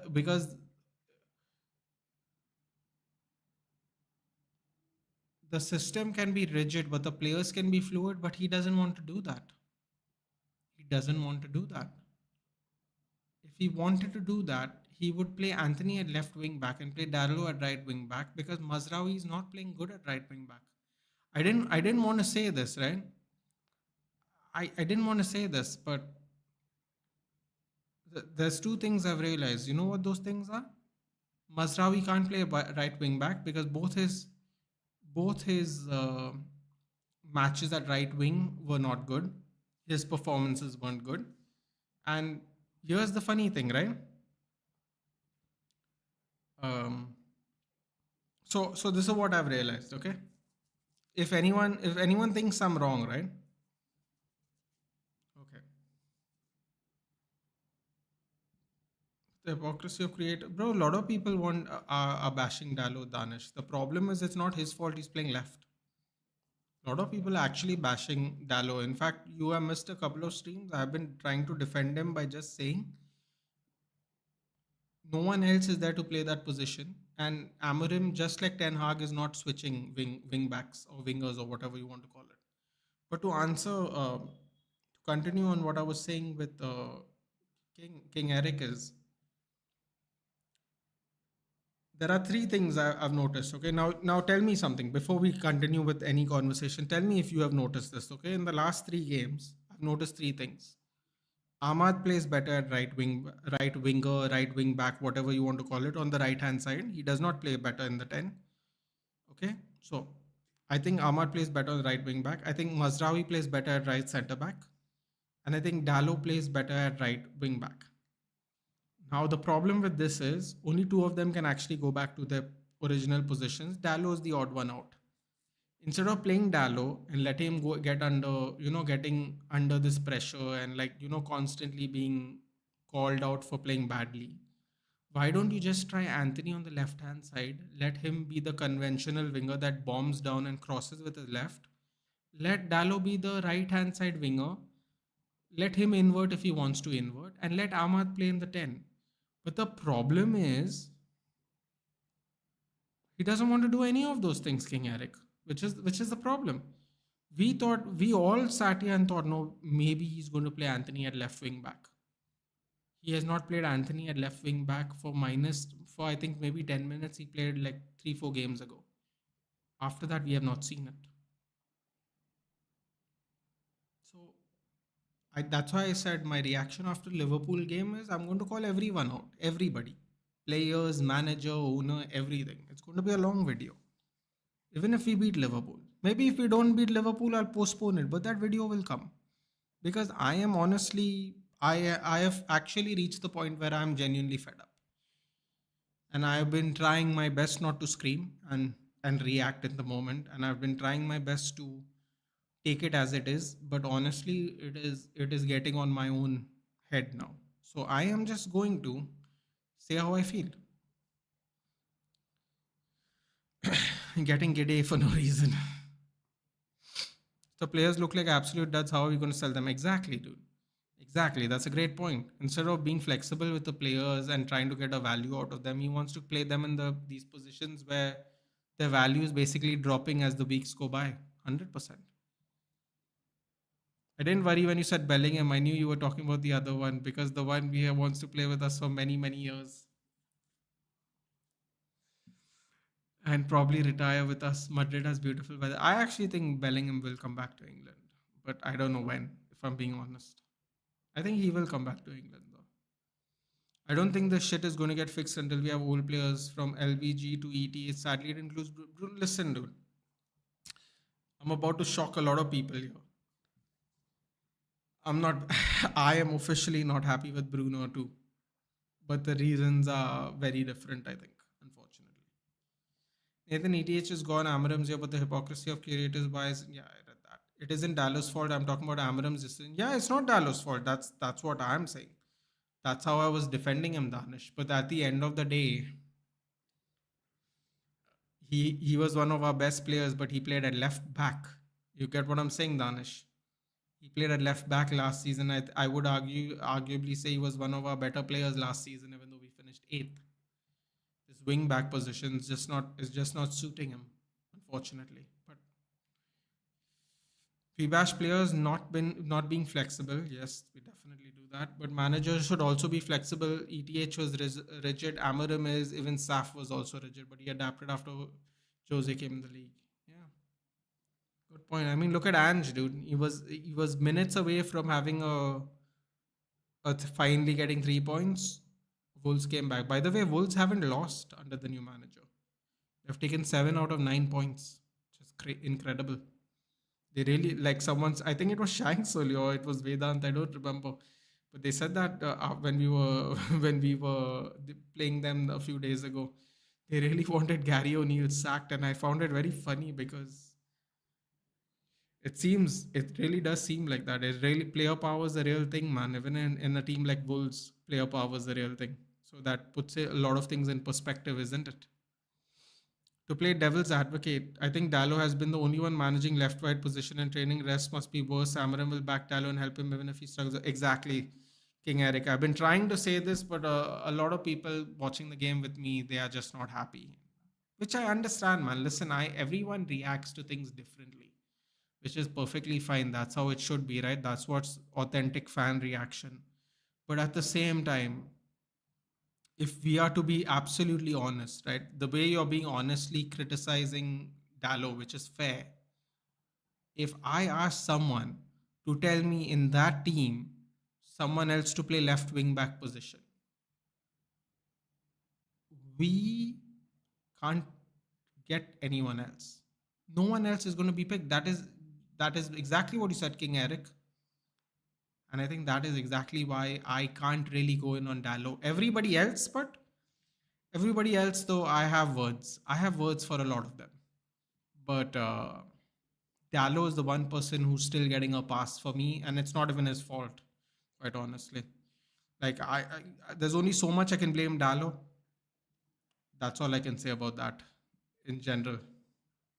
What are you talking about? Somebody in his 35, like Muller, captain of Madrid, celebrating? No, I think he's going to come back before that. If I'm being honest, I think if I were to predict things accurately, like I said, Alvaro Fernandez in preseason is going to cook.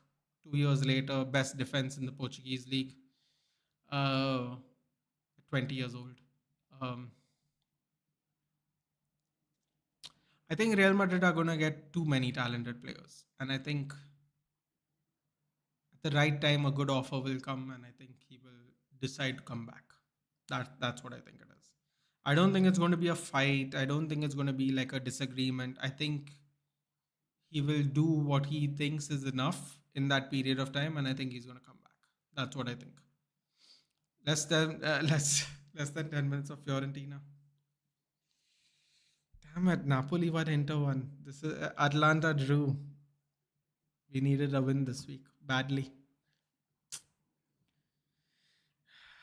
We are thinking we can get relegated. I dream to see United in the championship. I don't know how we're gonna watch those games, dude. That's what I'm worried about.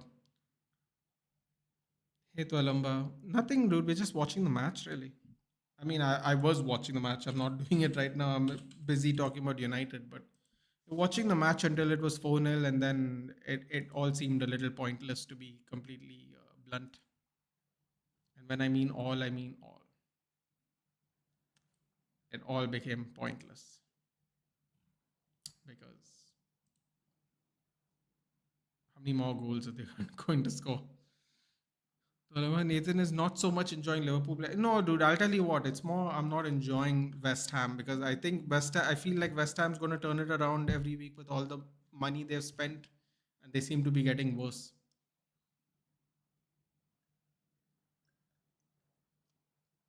Choosing this game to stream. We will let him go for a free after a few years, but I don't think Liverpool will have that much money for a fee. Sorry.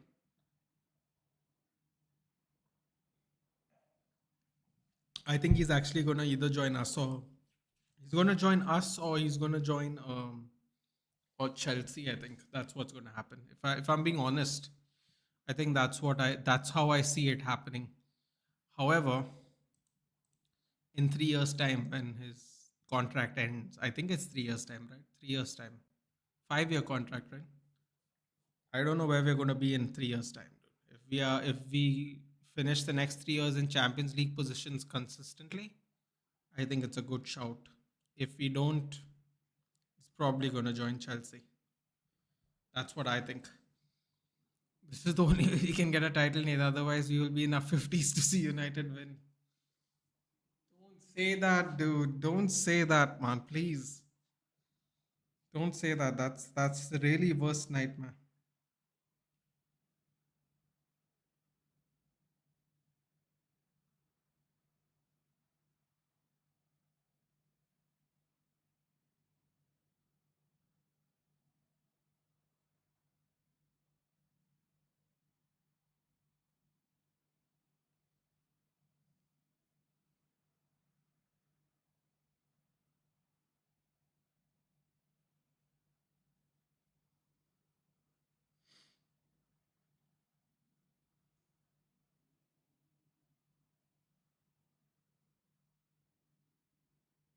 The hell is this? Something is downloading. I have not even agreed to download it. Oh, I hate this phone. I hate this phone. I'm not even asked. Oh, more things are downloading. God. Why? Why? As it is, I have to watch Liverpool hammer West Ham. Isn't that enough? I just see what Liverpool finally happening. It's possible for sure.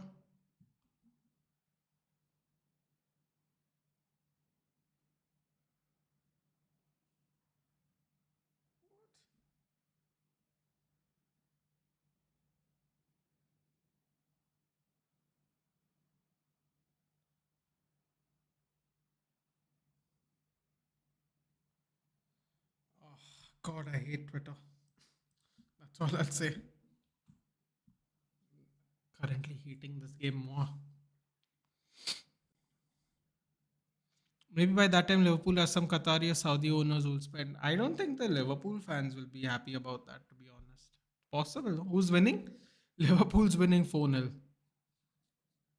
And West Ham, West Ham are just there. Their home ground has become like quite the fodder destination for 3 points. I can't see United winning a title for 20 years. My small hope was oil money, but we got a rat.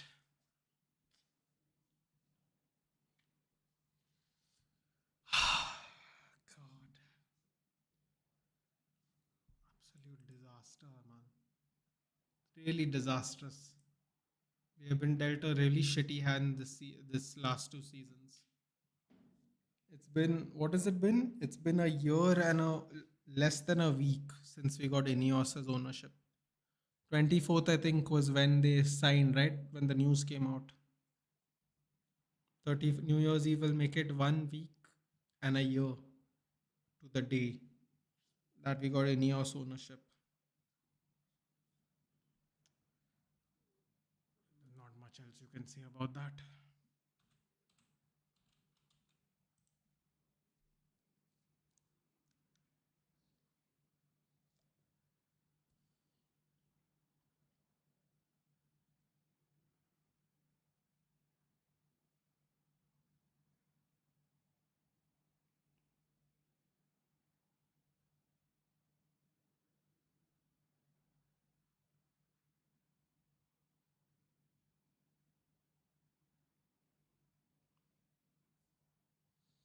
Shanks, no, please. Neither, let's end the stream. You can't really do anything, dude. Ending the stream's not going to help us, unfortunately. That's the only hope of winning a league title. Bro, I'm telling you, in the championship, can you imagine? We'll have the Rose Derby. No. Oh, crap. We won't even have the Rose Derby because Leeds are going to come up. We won't even have the Roses Derby. we'll, we'll be. Tell me if anyone enjoys this, okay? So it'll be Manchester United versus Hull. Manchester United versus Oxford United. Manchester United versus QPR. Oh, you know what? We've actually played QPR, to be honest. What is it called? Loftus Road, right? Is the home ground of QPR. We played at QPR, of course. Back in the good old days, dude. When we used to cook people. What's it called? What's it called? Loftus Road Stadium. That's right. Good memory, Nathan. Think about all the cool games we can have. Manchester United versus Millwall. Ooh. Back to the real good old days. Manchester United versus Sheffield Wednesday, who was part of the original year we Premier League started and then got relegated. Sheffield Wednesday, dude. The Legend Club. Oh, and our favorite one in the championship, Manchester United versus Stoke City. Oh, the cooking, dude, the cooking, the absolute cooking. It's called the Bet365 Stadium. Back in the day, it used to be called the Britannia Stadium.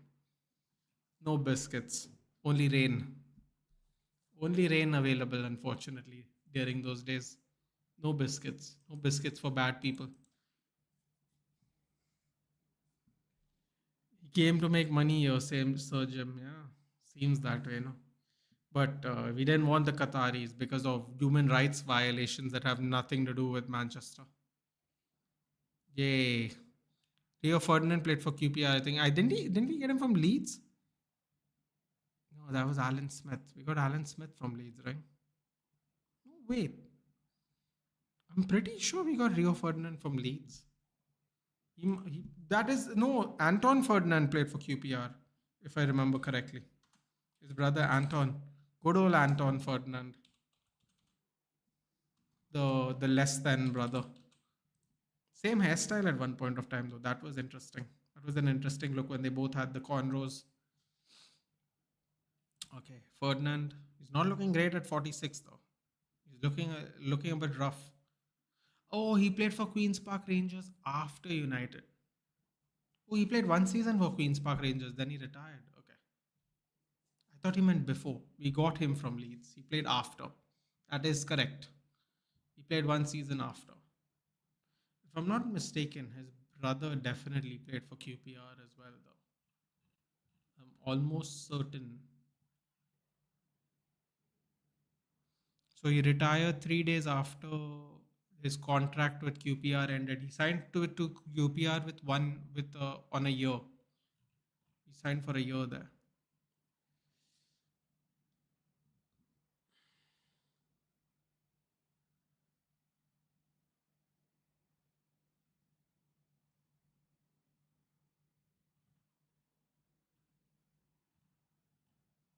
I'm trying to see where did his brother play?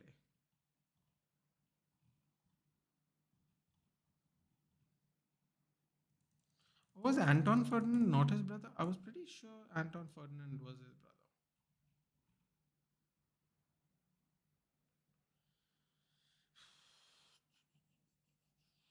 Where is it? Where is it?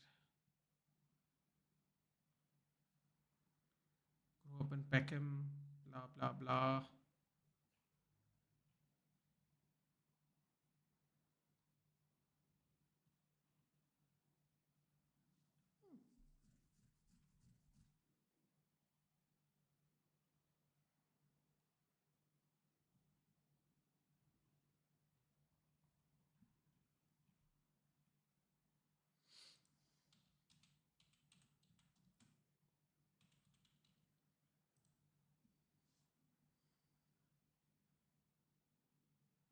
Yeah, he did. Anton Ferdinand played for West Ham, Sunderland, QPR, Bursaspor, Antalyaspor, Police United, Reading, Southend United, and Saint Mirren. Hmm. Thought I was 100% sure he played for QPR. These people are still 4-0, thank God. I thought they'd score at least one more, but West Ham have decided to defend now. The funny part is all championships are just physical bullies. The one thing the squad can't handle. We bought Rio from Leeds. Yep. Yeah, Anthony and Rio brothers. Yeah. 2014, 2015 Queen's Park Rangers. 1 year. This will be good. No money. Glazers and Rat will walk away. Will be further relegated. Yeah, I think Scott Boland has more runs than Rohit Sharma. Yeah, you'd be correct. We'll get to see his perform continue in the IPL. Lucky us. Sorry, lucky me, I should say. Which is brilliant. More annoyance. That's all. That's all it equals to getting more annoyed. Did Salford win this week? Ooh, Salford are cooking all of a sudden. Salford are currently, oh, let's not say they're cooking. That's not exactly true. They are in qualification positions. Ooh, wait, hold on a minute. Two, three, four, five. Bro, these people might could get. How is this even possible? They might actually get. No, that can't be right. They might actually get automatically promoted if they maintain this momentum. They're on 36 points at seventh, and Notts County are 37 points at second. Walsall are flying, dude. 49 points. Only three losses. Damn, three losses.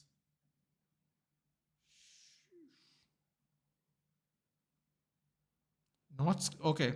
You know what's the funny thing about Notts County? Notts County lost to Wrexham in the final, and then Wrexham came here, so they were 1 year behind them. Then Notts County made it the following year. Wrexham got promoted one up, right? Now Notts County look like they are going to get promoted one up.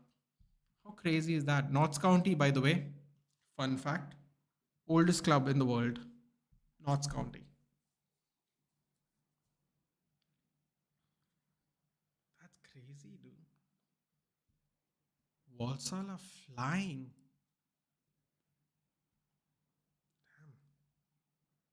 Damn. Can't believe Salford could get automatic promotion at this rate. I'm actually slightly impressed.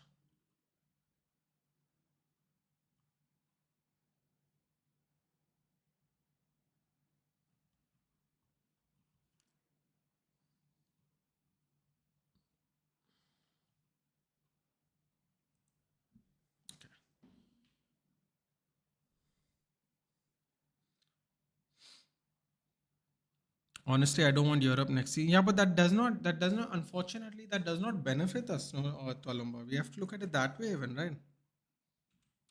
Oh, Abhijit's given me some good news. I'm just going to check it.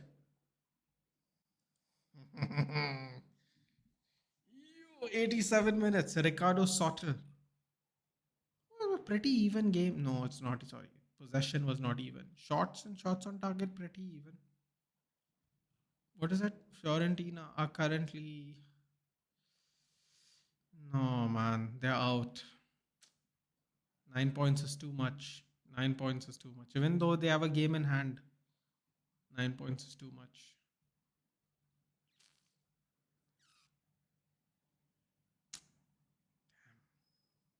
They really needed a win today. They needed a win desperately. They have scoring so many goals though. They have like the second best goal difference in the league. Behind Atlanta. No, third best. Inter and Atlanta. Damn. A lot of mistakes are going to be have to, Liverpool scored a fifth. Let's go back to the chat. This is more and more depressing. Time for Sharma ji to retire. I agree. Is my boy AWP playing? He is. He's getting cooked a lot by Salah, though, unfortunately. A lot. We have Rahul and Jaiswal. Gaikwad also is waiting. Gill, never heard of him. Don't worry, Kung Fu Pandya did well in the side. Yeah, whatever, if you insist. Almost shouldn't get registered name. We should get him. Yeah, I don't think it's going to work that way, unfortunately. Sharmaji should retire after the series. If we win, he definitely should retire. Captain Salah with another assist. So Salah's got 2 assists and a goal. Yeah, well, whoever's captained him, good luck. Yeah, I don't think Palmer is going to get a hat trick. He could. I don't think so though. Wrexham's journey is like playing FIFA manager mode. Tell me about it, but managed to draw 2-2. Told you Atlanta will win the Scudetto.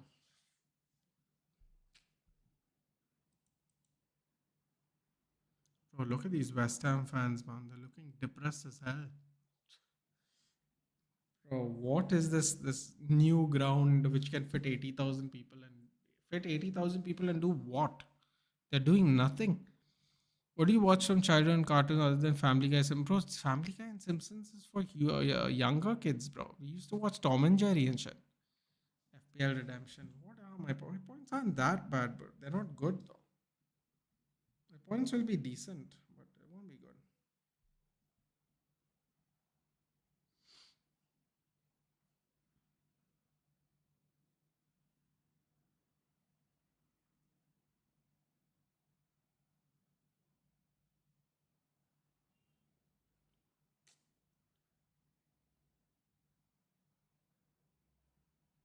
What is it? Isn't West Ham striker out after accident? Yeah, Michael Antonio, no, but they spent so much money buying Fulkrug, right? He started the half, they did nothing. Oh, they're getting more and more hammered. That's all. Nothing else is happening. They're just getting hammered. The hammers are getting hammered. That's it. Simple as that.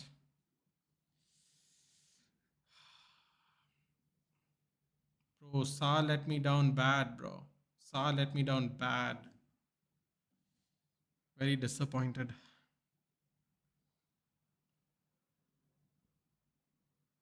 If I had Diaz, how many points would I have had? Somebody must be having Diaz here. Nobody has Diaz? Wait, this is not our group. This is some other group. Man, this guy had Bowen in his team. Bro, this guy, I don't know. Is he even watching the game? Is he even watching what's happening right now? Man City's 115 charges. It's hilarious. Does anyone have Luis Diaz? Wait, one Aditya has Luis Diaz, right? 8 points. 8 points would have been nice. Can't lie. 8 points would have been nice. 8 points would have been nice. You only got three more players though, Aditya. So you're 71. 71's a good score. Who do you have left? You've got Palmer, Ahmad, and Konsa. I think Konsa's not going to do well, unfortunately for you. I just don't think it's going to happen. So, who will you get next? Bednarek. Bednarek played? Might get no points, but Bednarek played. Damn. Unlucky, brother. If Konsa plays or not, you get a zero at best. So basically, Palmer and Ahmad. How many players do I have left? I think I have a few, don't I? What is it?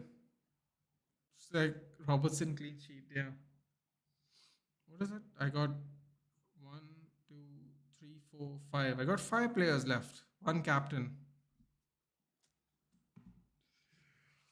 Oh, you never know. You never know. Hammers are getting hammered. Yeah, they are though.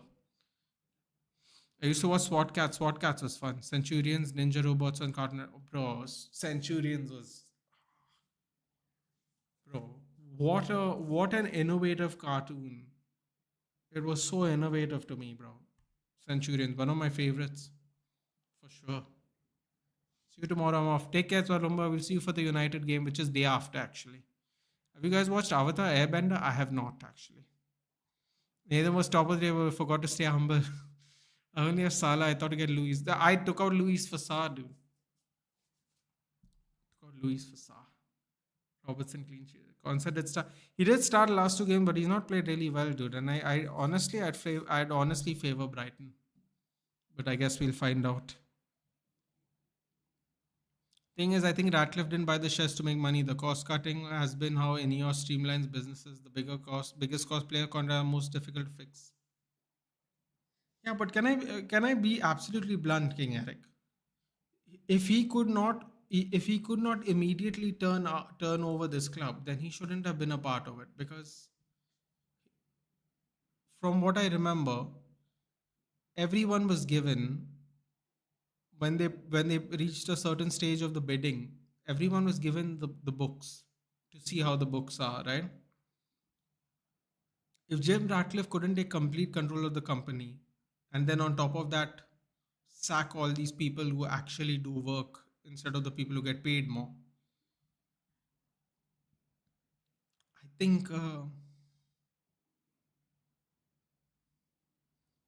think they shouldn't have bought our club. That is my thoughts. Because if they first, the first thing is we wanted a full sale only King Eric, and we didn't get one. That is the most frustrating thing for me. Because for me, I didn't really care who's buying us as long as it was full sale, and we didn't get a full sale. And the reason we wanted a full sale is because we didn't want the Glazers in our club anymore. So these people have kept the Glazers, and in many ways are acting worse than the Glazers. Like, did you know this, King Eric? I found this out recently. You were supposed to get, okay? You were supposed to get, the staff was supposed to get added financial benefits for winning the final FA Cup match. And the club decided to not pay it to them. When Bruno Fernandes found out, he opted to pay for everyone's benefits, whatever the benefits were, the added ons you get for winning the final. And the club told him he can't do it. Can you imagine? He was willing to pay for it, and they told the club he can't do it. And they didn't pay him for winning. They didn't pay them the added benefits agreed upon. Bro, and people say he's not a captain, dude. That is such captain type shit, honestly. I know people don't want to hear it. I know people are very frustrated with Bruno, but that is really captain type shit. And the club told him no, not to do it. God, please tell me this game's over. A few seconds left. I have Salah and Van Dijk. I've got Salah and Trent.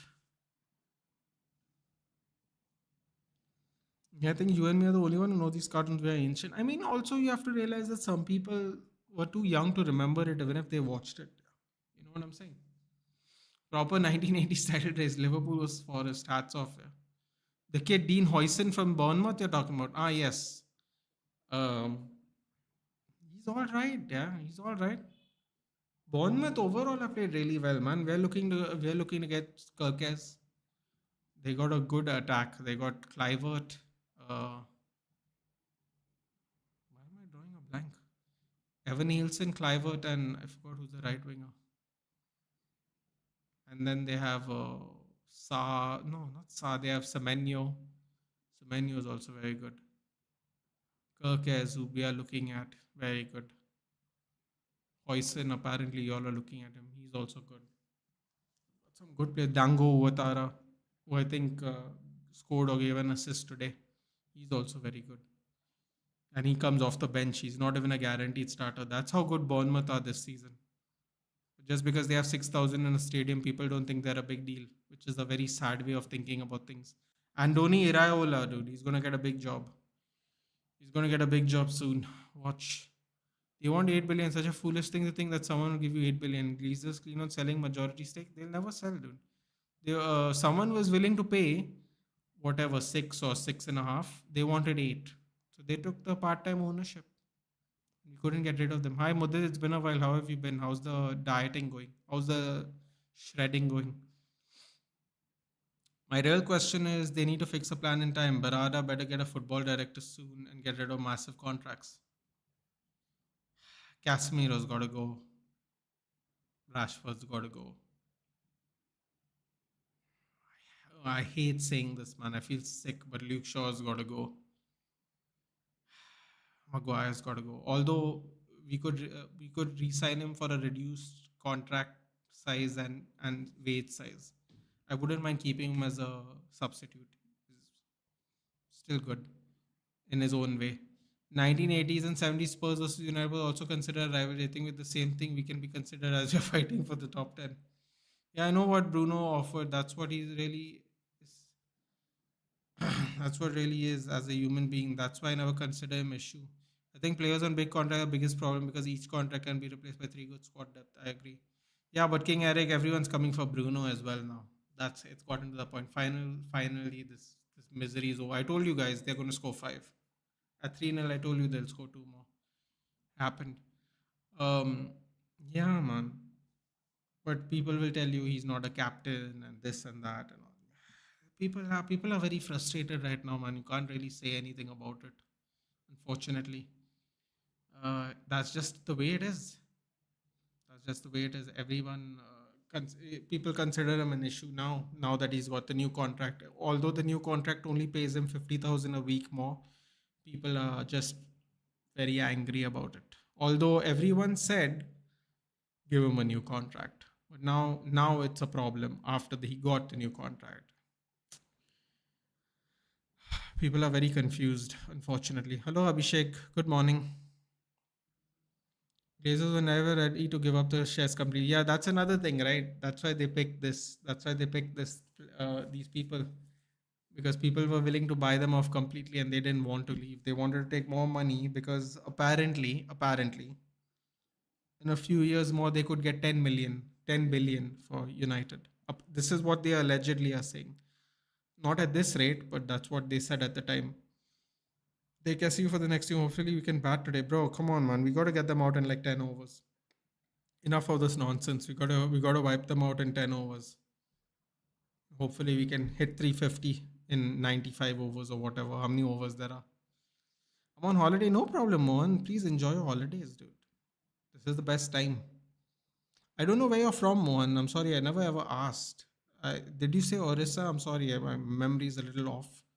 But please enjoy your holidays, bud. Itinerary we should buy, and we should get someone like Olmo and Jack Rodney. Who's Jack Rodney from Coventry, dude? I don't know who this player is. I have to go look at him. This will be done in 30 million. Both players will be done in 30 million, bro. Olmo himself will be 30 million. I think approach of United is wrong. You'd be very correct, dude. Approach of United is very wrong. You want to win a league in 2 years? I don't think it's possible. I agree. I guessed it right. Orissa. Sorry, Odisha. I have to get used to that. I'm so used to saying Orissa, which I know is how you say it in English, but I'm trying. The only one I'm not willing to do is Bombay because that's where I'm from, and that's how we remember it by because it's my home. But all the younger kids obviously call it Mumbai now, which is also fine because that's how they remember it. It's been wrong from long back. Hope so. New regime corrected, bro. This new regime looks like they're only trying to sack all the cheap labor and pay all the expensive players money at the rate it's going. If I go FPL pick option, I saw the Wolves game and the strike of Wolves. Bruno Strand Larsen is a good option, dude. It is a good option. It depends on your three players and their fixtures. See, right now, Wolves have the hot hand, but you have to remember one thing. Now that Chan is scoring as well, Wang Hee Chan, I think they only play with this one striker up front. So you have to remember they have Chan, they have Cunha, who's the source of their goals, and they have Strand Larsen. So you could pick one, but the other might score. Like today, Wang Hee Chan scored, right? The first goal. Second goal, I forgot who scored. I don't think I saw it. I didn't see the goal. The second goal was scored in extra time. I was watching the game, but I didn't see who scored it in the end. Um, so you could try, but it would be a risk, in my opinion. Madueke for 50 million will do it, bro. Madueke and Rashford can both leave the country, bro. That's all I'll say. Chilwell for 25 million. No chance, dude. I just at the beginning of the stream, Abhishek, I said I don't want Nuno Mendes, dude. You think I want Chilwell? Come on, man. I literally told them we don't want Nuno Mendes because of the injury issues. Can't buy Chilwell now, can we? In the end, most players or coaches are not problem if players are on reasonable contracts that keeps them hungry, and coaches get to keep refreshing the squad to fit their approach issues upstairs.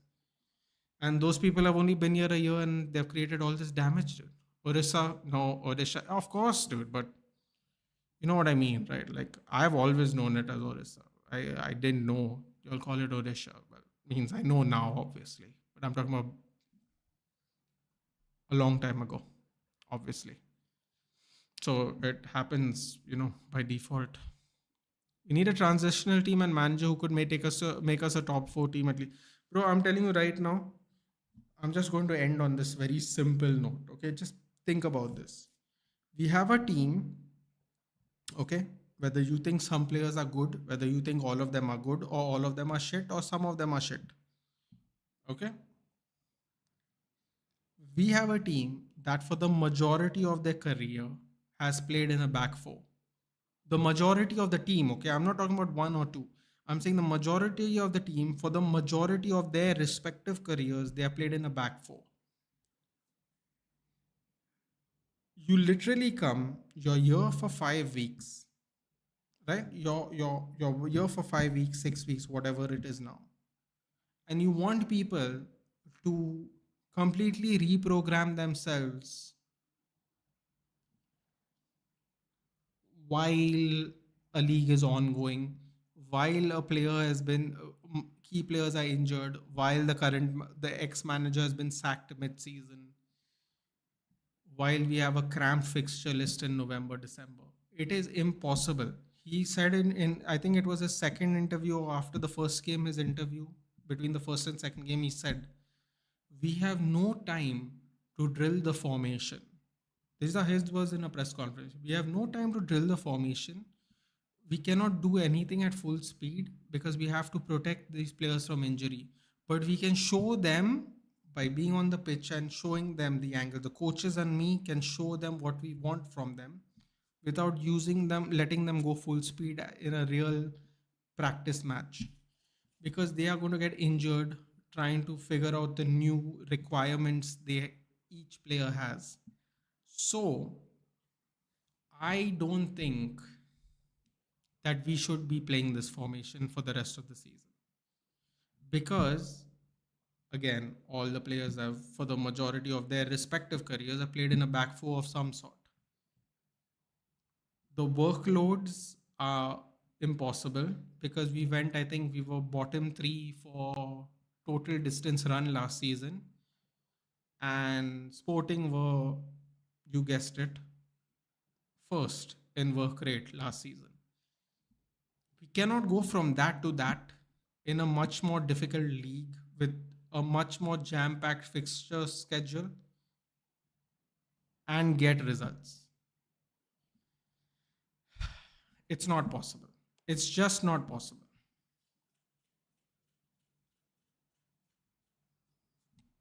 Mohan's talking about Diego Leon, who's coming from Paraguay. Yeah, but I think what's going to be there, Mohan, I think is going to go down to the under 18s, like Obi Martin. That's what I think is going to happen. But apparently, he's a beast. We'll see about that. Other one should I look at is Raul Jimenez also. I would look at Jimenez if you don't plan on getting other Fulham players. If you have other Fulham players, I don't think you should double up on Fulham particularly. Also, you should see what your striking lineup is and how much funds you're using. Stan Larson is cheaper. Raul Jimenez is more locked on. Right? You have to decide if you're going to rotate your strikers, then spend less money on the strikers, right? Because you're going to rotate them constantly, depending on the matches. As of now, Wolves have not lost with a new coach. You have to take that into account as well. Cunha, Chan, and Stan Larson have all scored recently as well. So that's also a little bit more difficult to determine which Wolves player. Raul Jimenez will be mostly locked on, but Fulham have many ways of getting a goal. So you have to be very careful about that. I wouldn't double up on these teams. If you already have a player from those teams, I wouldn't get another one. Like a lot of people have Ait Nouri. I wouldn't have Ait Nouri and Stan Larson because you don't know when the form's going to dip again. You're dreaming of jumping from 8 to 1. Yeah, that's not possible though. One way you can attract better managers, better player, importantly, and habit of playing high level football regularly. Yeah, we have to focus on that first. We have to do that. You're dreaming of jumping from 8 to 1. Yeah. Bro has things to prove. Give the platform. Chilwell is him. After Mount, I worry to buy an English talent, dude. It's more of injury record. I think you have to be a little fair to Mount. I think injury is the reason we are frustrated with him, not performances. So it's a little different in his case. Like you notice one thing, no one likes Luke Shaw right now. Everyone is saying sell him right now, GK, but no one ever says Luke Shaw is shit. The frustration with Luke Shaw is he's not fit, which is very different. A lot of these players we are trying to get rid of are because they're not good enough. When Luke Shaw is fit, he's good enough. And now in a back three, if Martinez doesn't play well, if Martinez doesn't play well. We've got a left centre back that's actually played left centre back, Luke Shaw. So now Luke Shaw has become more utilitarian based because now this back three might actually favor him a little bit. But yeah, that's why I said putting wingers wide and inverted fullbacks in the middle is very close to actually to what they actually know. Yeah, no, I agree with you, King Eric. But this is what I'm saying. This is my criticism of Amarim, and I think it's a fair one because Amarim is choosing to do this. He should play, like I said. You didn't actually tell me what are your thoughts, King Eric, in the last 2-3 games. All the United supporters in the chat, by the way. The last 2 games, I've noticed 3 things. One, Ahmad plays better on the right wing back. Two, Mazraoui plays better at right centre back. I think his last 2 games at right wing back were not good. Personally, they weren't bad, but they weren't good. I think he's much more effective at right centre back. So Mazraoui at right centre back, Ahmad at right wing back, and trying to at least play Anthony at left wing back. I think we need to try these things, and I think we need to play Ericsson in a 10 position instead of a 6 or an 8 position, and see how that works. Because to me, Ahmad plays better at right wing back, and Mazraoui is played way better at right centre back, and those were where his performances have been good. The last two games, they have not been good, and he's played at right wing back. And this is why I feel that Dallo should at least be given a chance to play right wing back. If you're going to, or at least play Mazraoui at right centre back, play Dallo at right wing back, play Ahmad at 10, and put Anthony at left wing back. If you don't want to take Ahmad out from the 10, at least put Anthony at left wing back so Dallo can play right wing back and Mazraoui can play right centre back. We've got to do something, dude. We can't like, this is on him. When he doesn't pick the proper players, it's on him. It has to be on him. My first decent game week in FPL. This is great. Got rid of Barland. Barland. And he scored today. Yeah. Funny, isn't it? Most important thing with United players is they are not improving. They drop the performance as they play more in United. Look at Bruno first, see, and now he's lost his mojo. Yeah, Shanks, that's another thing I've noticed, unfortunately. A lot of the players start playing well and they fade. Even Casemiro was one of them. Casemiro, fantastic first season. The only person that has come here and never dropped was Rafael Varane. He was injured, but Rafael Varane's performance has never dropped. I think he was very consistent over the season. He is the only player I can think of that until his contract ended, if you don't take injuries into account, every game he played, Rafael Varane's consistency never dropped, even after coming here. He's the only person I can think of. Yes, Luke Shaw needs to be fit, but he's not yet. No, but that's what I'm saying, right? The frustration with Luke Shaw is not that he's bad. We are talking about players, no, that can't play for Manchester United anymore because they're not good enough. I don't think Luke Shaw is in that category. Luke Shaw is in the category of getting rid of because of his injuries, which is different. Ethan, are we winning tomorrow? Bro, who's playing tomorrow? We aren't playing tomorrow. We are playing day after. Tomorrow there's no games. The games are at 1 o'clock. Oh, God. No, wait. Oh, crap. They're playing in 24 hours. That's right. I don't think so, Nitesh, if I'm being honest with you. I don't think so. I'm not going to lie, dude. I'm too old for that. I don't think we're going to win. Yeah, in about 24 hours from now. I don't think we're going to win. I'll answer your question frankly. I think we're going to lose 2-1. Yeah, agree on those 3 points. I'd also say we need to try Dallo as Ugate's partner, authentically mix the center defensively. So, dude, I'm willing to try anything, but it's very clear that the middle two don't work. Whatever combination he's tried so far has not worked. People will say, yeah, Ugarte has played well here, this game, that game. People will say those people play better than these people. To me, the middle two don't seem to be working. What I would do if I could change your choice, I don't know if you would consider it, King Eric, is I would put in Collier and give him a chance. Because, dude, we are 14th. It can't get worse than this. Let's be frank, right? It can be worse in terms of losing, but it can't be worse in terms of performance. We could still lose, but we could still lose with anybody with Ugarte, right? Tomorrow, Ugarte and Bruno don't play. He's got to at least think of putting Collier on the bench and think of bringing Collier on, dude. Because Casemiro and Ericsson, we are going to get hammered in the middle, dude. Guimaraes, Joe Linton, I mean, we're just going to get hammered. Tonali, we're going to get hammered in the middle, dude. He has to at least consider playing Toby Collier tomorrow. We don't have one in the middle two and in the front two. If he's going to play Ericsson in the front two, who's he going to partner with?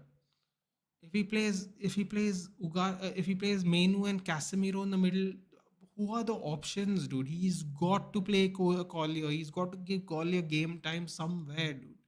He's not going to give it in the Arsenal game for the FA Cup. He has to implement what he has, dude. Like it's getting to the point now where no one is willing to try. We just keep playing the same players who aren't currently fitting the system. They're not playing well, and we're just getting frustrated. We have to try Toby Collier. It has to be done, dude. Like it has to. Like this is feeling like Ahmad from last season, dude. The guy is sitting on the bench with his Jack Grealish socks and his small, tiny shin guard, and he's just chilling there, dude. Like it's boring, dude. To me, like I don't get it. There is no you know what? God, I don't even want to say this because it makes me feel ill. But you know what I like about Ange? Even though he's not, he can't seem to win a game these days. He's not changing the system. No, but he's willing to change the players, dude. Jet Spence is getting game time. Jet Spence, dude. Jet Spence. He got sent off. Okay, whatever. A little unlucky, whatever. He got sent off. But the last two games he played. Dude, this is a guy that we were looking at from Nottingham Forest when he was on loan from Middlesbrough or whatever. And Nottingham Forest had that season where they got promoted. We were looking at Jet Spence. Spurs bought him and then proceed to send him to France and then not play him at all. From the time he's gone there until recently, he's actually got a run of games, dude, in December 2024. I think they bought him in 2022. Bro, even he, even he is getting games, dude. Wait, what image, Shanks? Which image are we talking about? Where have you sent me an image?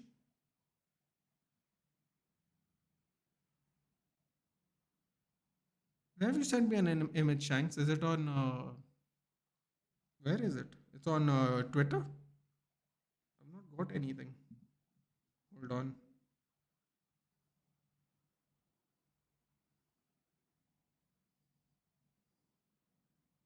Bro, I've not got anything. Which image? Are you talking about your DP image? Hold on.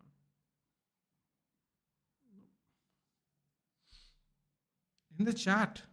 Your DP image, dude. It looks nice. It looks nice. 71 points at 3 points play, including Vice Captain Palmer. Yeah. Yeah, agree on. Oh, wait, sorry. Oh, yes, Collier. I'd love to see him. He had been injured for a major part of the period. Amram has been here, but I still like him. Yeah, he was on the bench. We didn't bring him in last game. What about Dan Gore, dude? Dan Gore was supposed to be next up after Mainu. He's still playing in under 21s. He's the captain of the under 21s team. He's playing regularly, but we are not getting him. Bro, like, I don't get it. Use what we've got, bro. Use what we've got because at the end of the day, nothing's happening.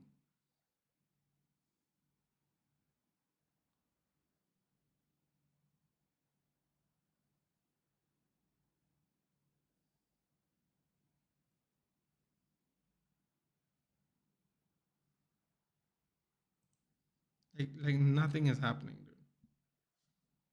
We've got to do something. Important is who we play at left wing back. I think we should play Anthony at left wing back, dude, honestly.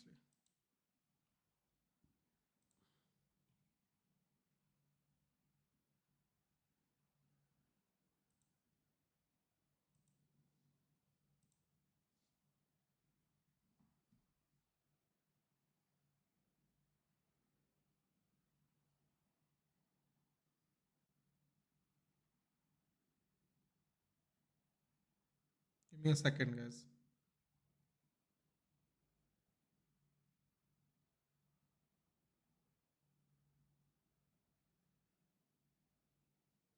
Dan got a very, very long term injury. Possibly they're playing Goa level below to get him rhythm. You could be right, but can I say something? How long has it been, dude? How long has it been? Like seriously,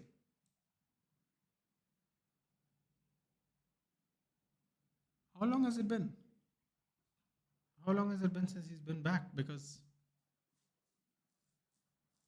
I don't know, dude. I don't know. We need to do something, man. It's getting too much. Congratulations on Zico, by the way. Wait, how do you know I got Zico? Were you watching the share play? Guess what I got for the Centurions upgrade? Clivert. So I took an L anyway, one way or the other. Free non-L. Dango and Sekou Kone. Yeah, we have him as well. Sorry, Sekou Kone we just bought as well. They're also Watchalong AC Milan game. No, bro, I gotta go now. Actually, I got stuff to do because it's holiday season. But yeah, I hope Ahmad gives me points. There's a good chance they do child abuse. I can't put link in the chat right. No, I don't think you can. But if you want, you can send it to me on Twitter if you want. You were watching it live? Bro, I couldn't believe it, dude. I could have taken Buffon, but I already had the on this day Buffon, so I said I'll take Zico. Zico 1.6 million, dude. 1.6 million. 207 days of injury break for Dango. Okay, yeah, okay. So we definitely can't bring in Dango, which is unfortunate, but that is fair. That is fair. That's a big break. What is that? Almost 7 months. Can't do it. Can't do it. Um, yeah. I don't know, man. Collier, someone's got to play, dude. And you know what's really funny, Eric and Shanks. When we do the watch along tomorrow, I am very curious. I'm very curious to see how we play without Bruno. And then people will say, yeah, but even Ugarte wasn't there. But I'm curious to see how we'll play without Bruno because we didn't have Ugarte for a lot of the earlier games as well. Did you see Vibo's recent pack luck? No, I haven't, dude. I only watch Kunal. Honestly, I don't watch anyone else. I watch Kunal and Nepenthes. That's the only two FIFA people I watch. I used to watch Double A9 Skills, but he like posts a video like at 4 in the morning, bro. I'm not gonna stay awake for that. But I first got into it because I watched Double A9 Skills because I used to enjoy his intro and stuff back in the day. Don't laugh, but apart from WhatsApp and LinkedIn, I don't use any social. Bro, I can't make a thumbnail. I'm not gonna laugh at you. Yeah, okay. I do this and I can't make a thumbnail. I'm not gonna make fun of you. Although I would recommend you do Twitter because Twitter is a much easier way to access people because a lot of people don't check their Instagram DMs, which you're not on anyway, so it won't be a problem. But should it's if you follow like United based channels on Twitter, they can be quite useful.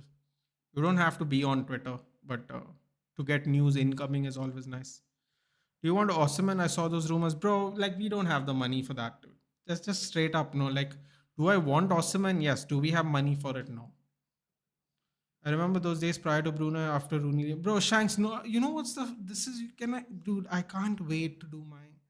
In a way, no. I want to lose to Liverpool because my video it's going to be like 25 minutes, 30 minutes long, and I'm just going to scream into the mic because I can't wait no to call out everyone that said no that it was time for David De Gea to leave. And why do I say that? Because of the sentence you just said. Dude, people don't remember what we had and what we currently have. People forget because we are so interested in getting a new toy, because we are fed up of old toys. Bro, David De Gea has done nothing for 14 months now, and he's the best goalkeeper in the league. He's the best goalkeeper in the league, dude. He's done nothing for 14 months. This is the same league Andre Onana was in, by the way. Yeah, it's the same league. He's the best goalkeeper of doing nothing after 14 months. Andre Onana has been one of the worst goalkeepers we've had in the last 18 months. In the league, I'm not talking about in our history, in the league. He's been one of the worst goalkeepers. And we went from Golden Glove to I think David De Gea is going to get the Golden Glove in the Serie A. Okay, after taking a 14-month break, bro. I'm telling you, we are so spoilt in a way, that when we see something new, no, we must have it. Must have it. And Bruno Fernandes is an attacking example, no, and David De Gea is a defensive example. Dude, we don't have one, but we have two useless keepers. Two. And we bought both of them the same year, and they're both useless. Both of them. And because we got fed up of De Gea's wages or this, that, bro, we are playing Rashford. Everyone kept quiet. This year, everyone's fed up. David De Gea was willing to take a shorter contract with reduced wages. They agreed, and Ten Hag said no. And everyone was like, it was time for him to go, time for him to go. Where are those people, dude? Where are those people now? If they have the honesty and the balls, no, to show up and admit that they were wrong, no, I will respect them more. But no one is going to say it, dude, because no one has the face to say it. No one has the face to say it, dude. Everyone can go on Twitter, everyone can go in the chat, everyone can say he has to go, wages, this, that. Where are they now, dude? Where are they now? If everyone is going, we couldn't have won the FA Cup with De Gea. Next day we won it with Onana, bro. One match, no, does not make a goalkeeper. Eighth, and now currently 14th. 14th, dude. 14th. The lowest we were with De Gea was 7th. 7th, dude, is the lowest we have been with De Gea. People are very ungrateful, dude, about the people who have done something in this club, because they, want new things, always new things. And this is where, we have suffered. We have actually suffered in the last 2 years horribly.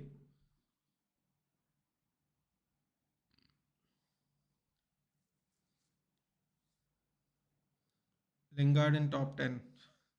Oh yeah, don't forget Lingard in Mata on the right wing. The guy got tradable Vinny, Rudiger, and Di Natale.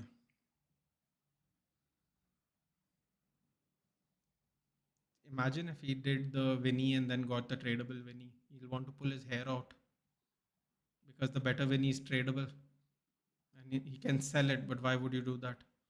If I'm Newcastle, I'm going for hat trick or Olympico goals, bro. If we concede another Olympico goal, oh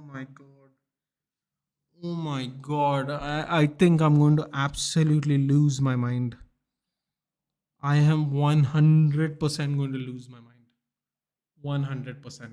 I will I will absolutely go crazy if they somehow score an Olympico goal this week. Bro, you know what Cunha said? Cunha said I planned to do that. He was trying for an Olympico goal, you know that? He said it in an interview. I tried for that Olympico goal. Bro, I got even more angry. Bro, these guys are trying Olympico goals in the Premier League, dude. They're trying for it deliberately. Olympico goals.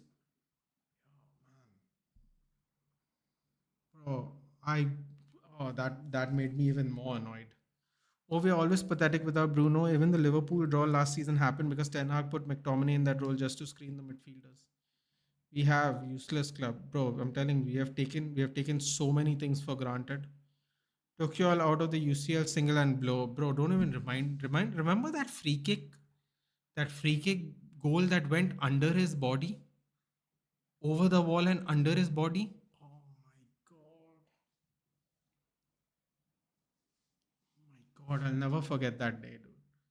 All the near post goals we scored, and everyone said we didn't want David De Gea because he doesn't cover his near post. The whole season last season he conceded near post goals.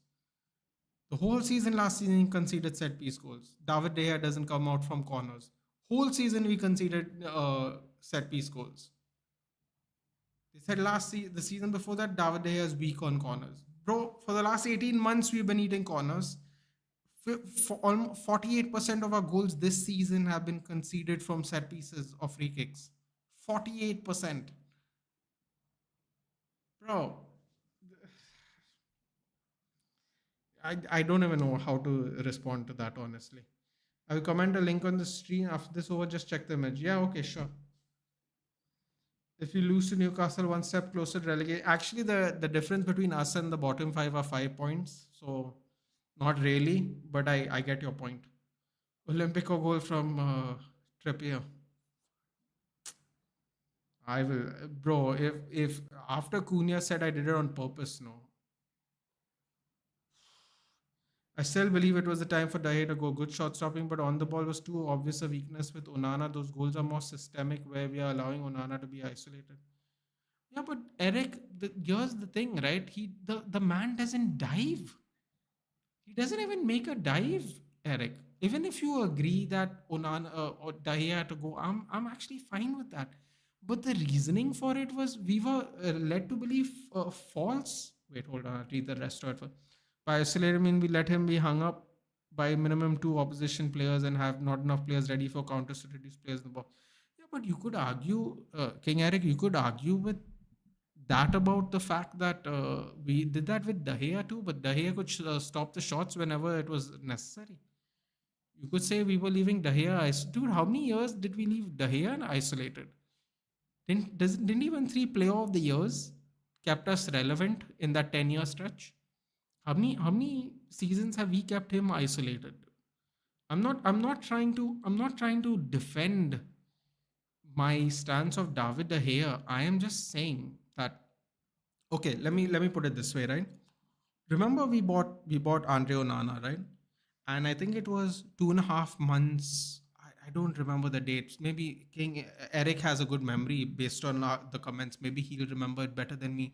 But do you remember like two months into the season, Eric Ten Hag comes out and goes, "Yeah, we can't play like Ajax. We don't have those players."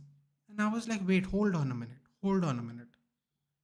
Now, I'm just isolating it, no, because I remember these things happening at the time. We got rid of David De Gea because we needed a player to play from the back, right? He then proceeds to not play at all from the back for whatever 8 9 months, basically the whole last season. Okay, so he does not play from the back. We got rid of our Golden Glove keeper who made 91 saves in the Premier League. He made 91 saves, by the way, 91 saves.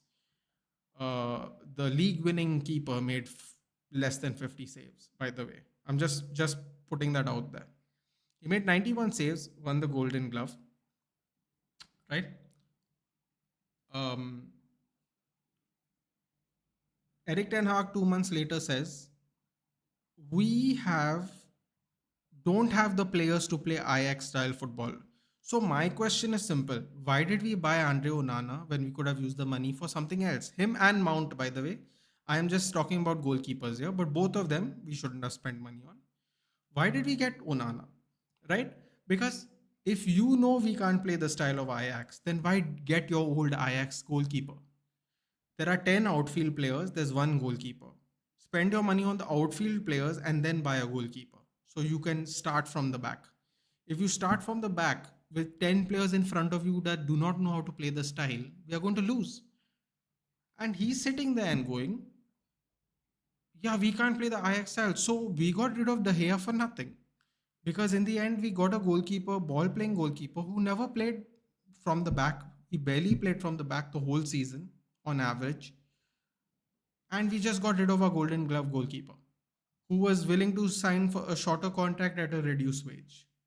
And we spent 60 million for him, also bought Bayandir, both are useless. Plus, we bought Mount, wasted all the money. So, I am saying is even if you think it's the right time for De Gea to go, I don't disagree with that.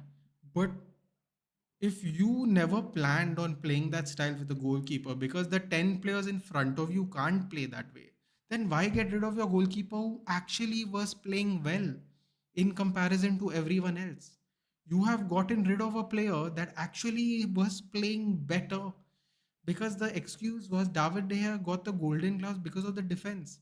Then next year, Onana ate, I don't know how many shots, how many goals we consider. We consider way more goals with Onana. And then the excuse was, but the defense kept changing. But the defense even kept changing when David De Gea won the goalkeeping Golden Gloves because Rafael Varane wasn't fit the whole season. So it is like a convenient memory kind of thing. People don't remember how. people don't remember like the whole chronologic order of how everything happened. So that's what I'm saying. If we weren't going to play from the back because we don't have the players to play from the, why did we get rid of our keeper when we actually in front of him should have made spend the money on players we are trying to get rid of in exchange for? Plus, he would have been on a reduced wage and a reduced contract. I don't know. It's an interesting conversation. His upper body's too rigid for goalkeeper. Yeah, bro. He doesn't dive though. That is a his problem. Whether the defense is isolates him or not, he can't dive and swim. Oh God. I think Onana got a bit more credit because if I'm not wrong, Inter had a good defense. Yeah, but that's what I'm saying. No, this is what makes it even more ironic. He has a good defense in a league that is known for good defending. Italians are their styles are more defensive. So he got a good reputation on that, and they had a weaker side of that too. Look at their Champions League bracket. Look at the other side, which Man City came from. Dude, their bracket was at least 50% easier without disrespecting all the teams in it because everyone worked hard and the draw is the draw and you can't say anything. But the weight of the skill teams on one side and the weightage of the skill level of the teams on their side were massively lopsided. And I've seen him, he's on his heels where you have to always be on your toes when you're goalkeeper. But that would be preferable, right? It's preferable when you're lighter on your feet, isn't it? You don't have the capacity. I don't disagree with you on De Gea shot stopping prowess, but the whole defense was the problem in playing from the back. You cannot play from the back if both centre backs, keeper, and full backs cannot. I truly believe that how we are playing from the back right now, how we played from back when Ten Hag arrived is night and day. Oh, it is 100% night and day. It is 100% night and day. But my thing is there are 10 players in front of the keeper who doesn't know how to play it. Right. So if I was going to, for example, if I was going to make changes that year, right? I have Martinez. I would have preferred to get another centre back who can play ball playing when Varane's not fit. And I've kept Dallo and Luke Shaw because whatever they're decent on the ball. They are not used to playing from the back, but they're at least good on the ball, right? Relatively. So I would have bought another centre back instead of changing my goalkeeper. Then I would bring in another 6 and an 8 so they can combine the defense and the attack. I guess what I'm trying to say is I would have preferred to have spent my money better that year in that moment in time. For example, if we gave De Gea the contract last year and we went for a goalkeeper this year, I think that would have been a better move for us because in front of the goalkeeper, we would have had different players. That's what I think, at least. Now it's obviously too late, but that's what I thought. And I agree on Onana having diving issue. Bro, he doesn't dive. You're being very kind to him. He doesn't move. He doesn't move. Both the things are true at the same time. We are still not conceding as much. The real issue is us not being able to score the scene. That has been the issue. That has probably been the issue even when David De Gea was here, to be honest. But yes, that is the bigger issue. I truly believe that. Yeah, I read that. By the way, I'm enjoying that we're discussing. Listen, dude, I'm very passionate about David De Gea because I think David De Gea has been our most consistent player. See, I'll say this sentence, okay? Try to understand it because I sometimes complicate it myself, but just try and understand what I'm saying, okay? David De Gea has been our best, most consistent player, irrespective of the quality of signings we have had in the last decade. Forget last decade, since Fergie left. It's been 12 years since Fergie left. Irrespective of what those players have won elsewhere, he has been our most consistent and best servant of the club since Sir Alex has left. In our worst decade since we were relegated 50 years ago. By the way, 1974-1975 season will make it the 50th year. I think in 1974 we got relegated. So it's coming up on 50 years we got relegated. He has been our best player since Fergie has left, since the time from the time we have been relegated. So our worst decade was when we got relegated, and our worst decade is now. And I think he has been our best player since that decade. It's a very complex. Basically, what I'm trying to say is he's been the most consistent player since Fergie's left. Consistently good, irrespective of which players we bought, irrespective of their whatever they have won elsewhere, whatever their careers were elsewhere, whatever they have done international. He has been our most consistent player. And the way we treated him, no, was like dog shit. Whereas Andy Mitten comes out now and says that Rashford has been a problem for many managers. Many managers. And we have given him contract after contract after contract, doubling, tripling, God knows what his original pay is. He's probably getting paid 20 times what he got his original contract for. And he's still in the club. Whereas David De Gea agreed to terms, was told, go on holiday, come back, we'll have a contract settled for you, and Ten Hag absolutely screwed him. And that was a classless move. Whatever you think about De Gea, whether you think is it's time to go or not, the way we treated him, promising him coming back fresh contract as a free agent, even though technically he's from our club, free agent,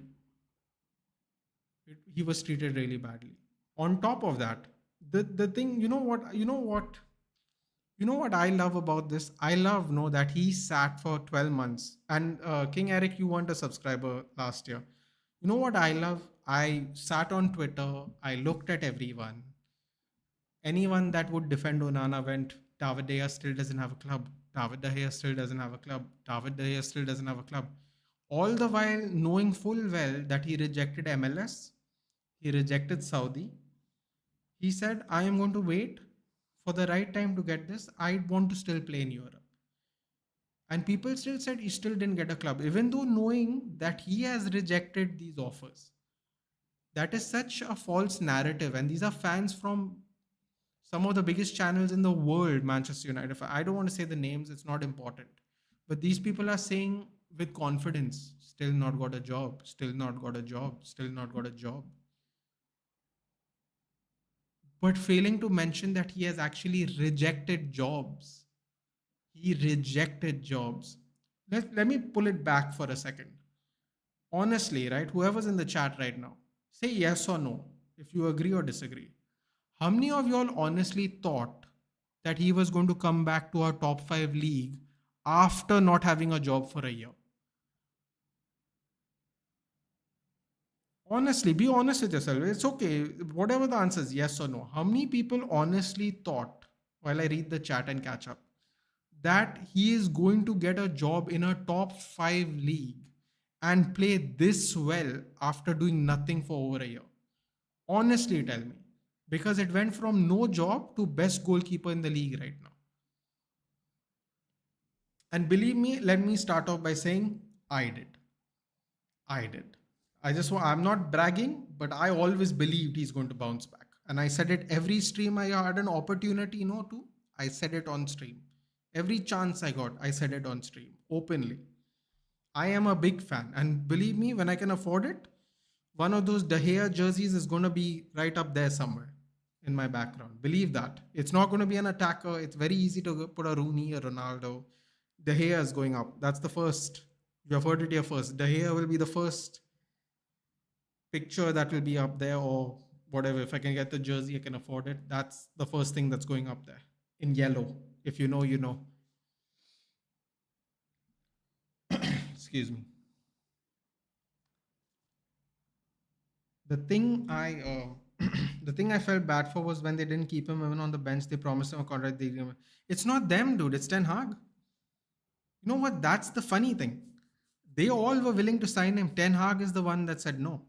The only reason David De Gea is not even number 2 goalkeeper in our club is because of Eric Ten Hag. Eric Ten Hag basically said no, don't give him the contract. The Glazers, no matter how much abuse we give them, Ed Woodward, no matter how much abuse we give them, not saying anyone is wrong, they all deserve the abuse. They actually had the contract ready to go. Ten Hag said no. That is it. That's only it. And Ten Hag had a veto in his contract, which means he can say no to signings. And he used his veto, used his power of veto, and he didn't sign the hair. That is the sad part. And it's not they, dude. You can blame the Glazers and Ed Woodward for lots of things, maybe 90%. The De Gea thing is on Ten Hag only. I just wonder what Roy Keane would have done to these players. I think he would have been behind. Bro, these players, I'll tell you exactly what would happen. He'd go in there, he'd give them a couple of hair dryer treatments. There would be leaks. There would be so many leaks, no, that the leaks in the stadium, no, are smaller. You know, the giant leak where people had to run away because there was so much water coming down. Those leaks will be smaller, no, than the leaks that would have come out of that dressing room. Everyone would have run to the agent. Everyone would have run to a reporter. They would have all ratted on Roy Keane. Believe me, dude. If they can't even keep quiet for a lineup 24 hours before the lineup is fixed, right? The coach already told everyone's playing that day, right? That day itself, everyone leaks the lineup 24 hours before the match. If Roy Keane went in there, the whole world would have known what he said minutes after. Minutes. Not even hours, minutes after. I agree on the order of changes we made wasn't ideal. I would have preferred that we prioritize defensive midfielder because that elevates everyone's performance. Exactly. Case in point, Casemiro's first season. Shank says I was thinking League One with mid-table team, bro. Exactly right, which makes what he's currently doing even more impressive for me, at least personally. I never believed in not having a club rhetoric, but at the same time, I also believe Onana is a better goalkeeper than your opinion. And yes, I wasn't expecting David to find a team that fits him. Fair enough. Onana's a better goalkeeper than your opinion. Bro, listen, you know what? We don't have the hair anymore. I am very happy to be wrong because it benefits my team. Um, because you are newly subscribed, Eric, I'll tell you one more thing that I said that you definitely probably didn't hear. So I'll tell you now so you understand where I'm coming from. At some time in the last season, I would say around this time, January, I said I'd be very surprised if he last past 2025. I said I gave him 3 years. This will obviously be his third year, 2025. I said that in chat. I don't know how many people remember it, but I said I'd be surprised if he's here after 3 years. So I guess we're going to find out in a few months, personally. But I don't think I have a low opinion of Onana. I just don't think we bought him at the right time. He was needed at that time. And I also think people, maybe it's not you, Eric, but a lot of people don't know what they have until it's gone. It's actually a song, funny enough. It is an actual song. Uh, but I really do believe that is true. And I think I am also guilty of that. Um, I'll give you a really good example. I don't think Scott McTominay was the worst player in our team, but I didn't want him to start every game. But when I see him start every game at Napoli and do well, I sometimes think all that abuse he got, all that, he wanted to get rid of him. Was it right? So I am not immune to this. I also have players where I wanted to get rid of as soon as possible, but they're actually doing better than I thought, like Scott McTominay. He's doing better than I thought. I'll be honest with you. I didn't think he was going to be crap. I never ever thought he was crap, but he's doing a lot better than I thought. I can't lie. And to such an extent, no, where even though I absolutely can't stand Romelu Lukaku, if McTominay wins a Scudetto, no, believe me, we will be there and we'll celebrate. Because at the end of the day, no, Scott McTominay was a absolutely fantastic servant to our club, no. And just because we didn't win much, no, we should never forget that. He was a fantastic servant. Dude, people talk about Rashford getting abused. Fred and McTominay and Maguire got abuse, dude. Abuse. Fred and McTominay got abuse every week. Every week they got abuse. Every week. Even though there were no other options in the midfield, Matic was gone. We didn't buy Bruno. There was no Bruno. There's nobody. Pogba was injured and whatever happened. They got abuse every week. Fred and McTominay got abuse, bro. every week. And the fact that Fred's doing so well and McTominay is doing so well, no, I'm so happy for them. Genuinely. Like, believe it, no, if David De Gea doesn't win the Scudetto, no, I want McTominay, and I don't want Lukaku to win it, but Lukaku will win it by default. But I want McTominay to win the Scudetto because he was, even if he was never good enough, he was never ever good enough. If he played 10 years ago, no, he would have been sold by Sir Alex. I'm telling you. If he played in 2013, he wouldn't even have made the team. Maybe 2013 he would have. 2010 he wouldn't have made the team. But no, the professionalism. That's why I know now we were sitting here and talking about it a few months ago, right? We were going, we were so harsh on Maguire, but look how professional he is. Look what a proper sportsman he is. Look how much abuse Maguire's had. Now today, they're saying how much abuse Rashford had, but look how much abuse McTominay, Maguire had. Maguire had death threats, bomb threats to his house. He didn't do any players tribunal video. He didn't do any leaks. He got stripped of the captaincy. He sat there. He kept quiet. He waited for his turn. Two defenders got injured. Three defenders got injured. He stepped up. He played. He actually played well, in my opinion, last season. Whenever we asked him, I didn't think he had one bad game, him personally. And here we have McTominay we have Rashford just falling apart. Falling apart. He just no mentality. All his life he's played here. Maguire, people make jokes. He has more relegations than he has titles. He has more relegation trophies than he has promotions. Bro, but look at the mentality. The mentality is something you can't teach.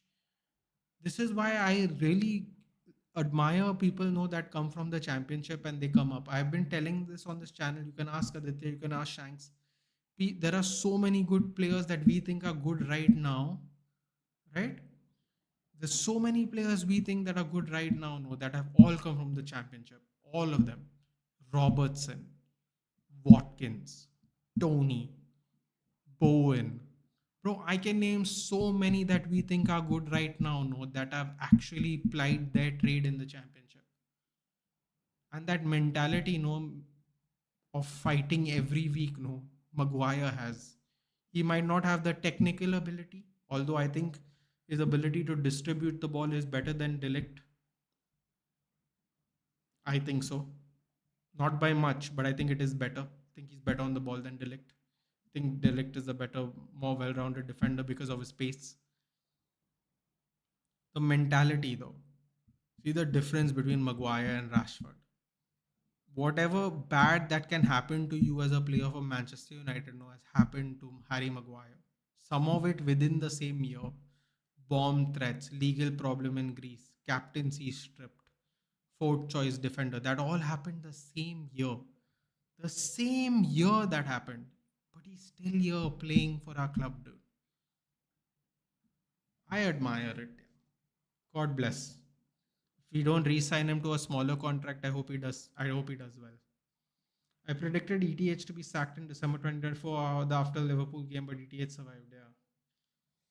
I do your best player to ever wear a shirt, the Terminator. I always love McTominay. Proper Red also, yeah, the song.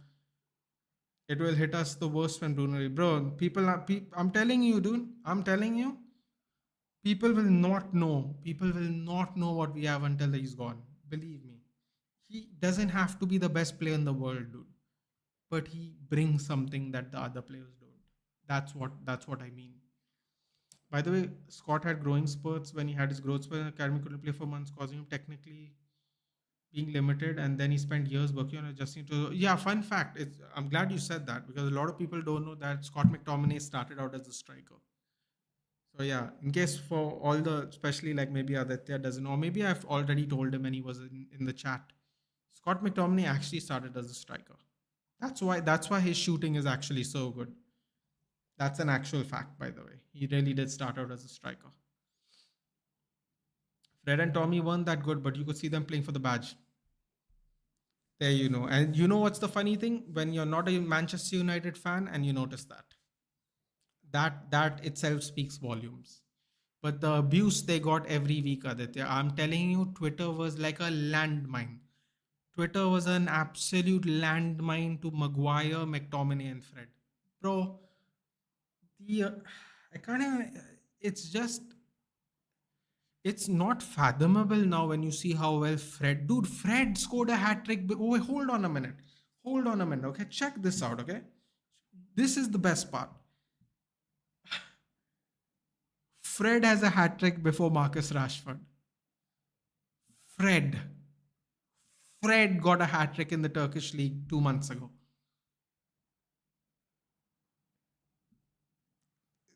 That's all you could say. I don't think I could say anything else that would make that discussion better. Fred got a hat trick before Marcus Rashford in a league. Bro, what else could you say? There's nothing else you can say, that can make any kind of sense than what I just told you. Fred has a hat trick before Marcus Rashford. Bruno had a hat trick before Marcus Rashford. Pogba got a hat trick before Marcus Rashford. It's yeah, I don't know what to say. Although I rate both Delict and Maguire as good defenders and characters. Oh, they're both good. They're both good. I just found that I don't know if maybe you have not noticed it, Eric. We concede a lot less when Delict plays with us at the moment, but I've noticed that his distribution, or no, I don't want to say distribution. Distribution's a bit extreme. His passing of the ball is not better than Maguire, but I feel like Delict's other attributes are much more well-rounded. Also, fun fact statistically, if you care about those, some are good, some are bad. We actually concede a lot less when Delict plays in our team. So, like on average, so that's a good stat to have if you're Matthias Delict. Jose converted him to a midfielder. Yeah, hilarious though, right? And when we used to see some of his goals, we were like, how is he scoring these goals? And then later on, like I don't know where, maybe I read it somewhere or something, but yeah, he used to be a striker in the yeah, probably not in the under 21s, but before that. Even Fred loved the guy, although being 30 years old, I could understand selling him. I think Delict's better than Harry when building with short passes. I agree. Short passes, yes. I think Maguire has a better range though. Yeah, I agree. Short passes, yes. So Rashford and Kane swap trophies and hat tricks. Oh God. Oh God. Can you imagine? Marcus Rashford has won more trophies than Harry Maguire since Harry Maguire left for Bayern Munich. How do you explain that to people? How do you explain that to people? You leave Tottenham to go to Bayern Munich, and Marcus Rashford has more trophies than you, finishing what was it? Third and eighth. Yeah, we finished third and eighth, and he has more trophies than Harry Kane, who went to Bayern Munich. Oh, uncomfortable discussion. I do think when I see them play, I see Evans and Lindelof play for the badge more than. Oh, bro, believe me, Lindelof's another one that got so much abuse. Evans though, we don't even talk about Evans. Evans doesn't get said in this sentence. Evans was our best defender last year. I don't care what anyone says. Johnny Evans, consistency wise, was our best defender, barring Dallo, maybe if you want to count it. Johnny Evans, free agent, everyone laughed. Bro, what are we signing this 37-year-old guy? What's he gonna do? Everybody gets injured. Johnny Evans shows up, the most consistent defender the whole season. So Evans playing for the badge, he's inculcated in that, dude. He grew up in the Sir Alex Ferguson era. He's Premier League one winners medal player. He's completed domestic football with that FA Cup he won in May. He actually completed domestic football. Wait, no, I think he's completed football under Manchester United. If I'm not mistaken, I think he has a Champions League as well. I believe he came back to complete his trophy collection. Johnny Evans is going to be 37 in 4 days. 4 days, yeah. 3rd January. Johnny Evans is going to be 37 in 4 days. Let me just check that quickly.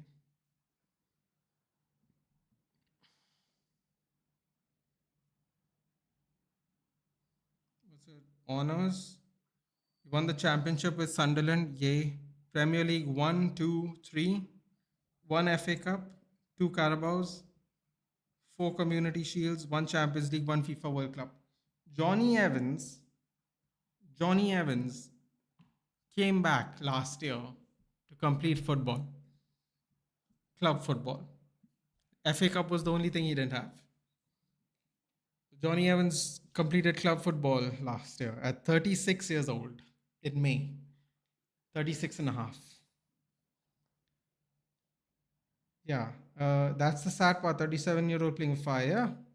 That's the sad part. And Lindelof, who a lot of people don't like, he's quite physically weak, but yeah, he also plays for the badge. Bro, I'll never forget that. I'm sure all the United fans saw that, right? Vegos scores the goal. It is against Brighton. It's uh, it's the Carabao Cup semi-final. Vegos gives the ball to Sully March, whispers some dark arts in his ear. Solly March misses. Victor Lindelof comes in, hammers the ball in, and he goes and celebrates. Never forget, dude. Victor Lindelof sent us to the final that year. What a penalty. What a penalty. Not gonna lie, raiding championship with young squad players, make them fight for starting play might be the trick to get players on cheap and still good. Bro, I have been for getting championship players for the longest time. But you have Manchester United fans who go, "We're Manchester United." You know that Gary Neville annoying sentence. We're Manchester United. And he goes and then there are fans like, why would we buy people from the championship then when we can get people from top four clubs in Europe? It's a great point. It's a great point from an ego perspective. However, from a financial perspective, it might not be such a good idea. Yeah. Victor Gyökeres is the best example, by the way. He went from Derby, sorry, Coventry or Derby. I keep getting confused. Coventry, I think. 2 seasons later, everybody in Europe wants Victor Gyökeres. 2 seasons later in Portugal. But Sporting wanted him because of how well he played in the championship. Some people would say Sporting is a European heritage club that went to the championship to buy a striker, but they don't care because Gyökeres paid it on full. But if we get someone from the championship, we'll be like, nah, can't buy championship players, dude. They're not of the level. Who's the other guy you brought from mid to midfield from Arsenal? I think he used to care more. I think he used.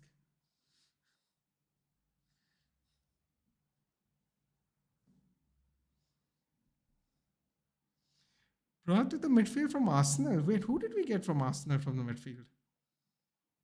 We got someone from the midfield of Arsenal? I don't remember. Oh yeah, Mkhitaryan. Oh crap.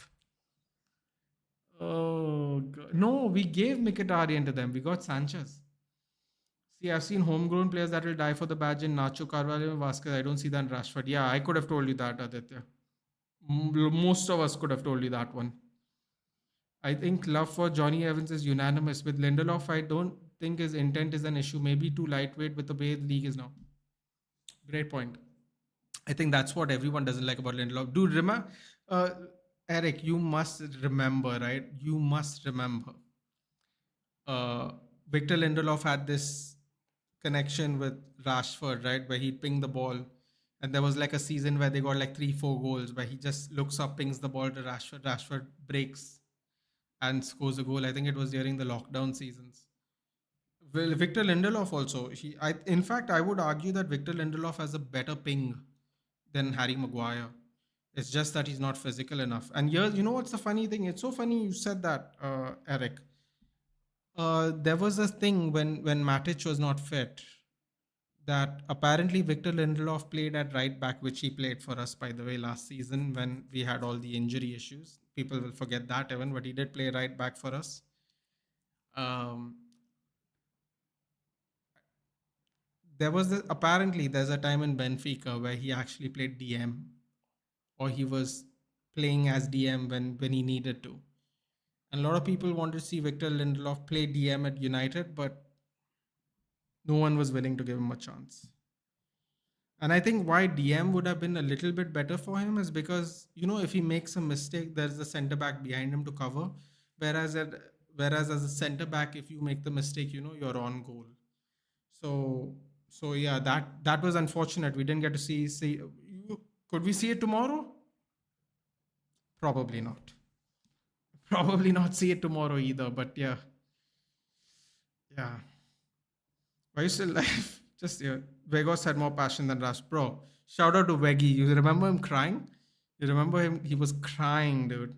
He was crying. That was his first cup as a professional player, which is kind of sad because I think he's a lot better than that. But sometimes your footballing luck is that way, dude. I remember him going and like giving Eric Ten Hag like a big hug, dude. It was beautiful, dude. It was beautiful to see.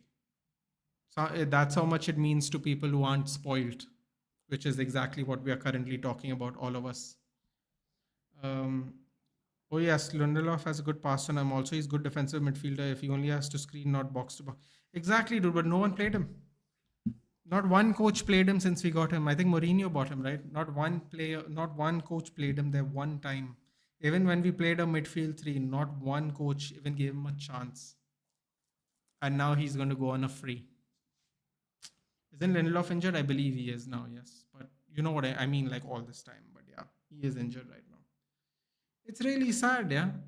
In fact, he got injured in the international break, didn't he? The last international break, he got injured. Yeah, that's right. It's really sad. You're going to see his whole career. He played fullback in Benfica, centre back, and DM. We saw him at centre back. At times, he was great. Don't forget, we finished second with Lindelof and Maguire.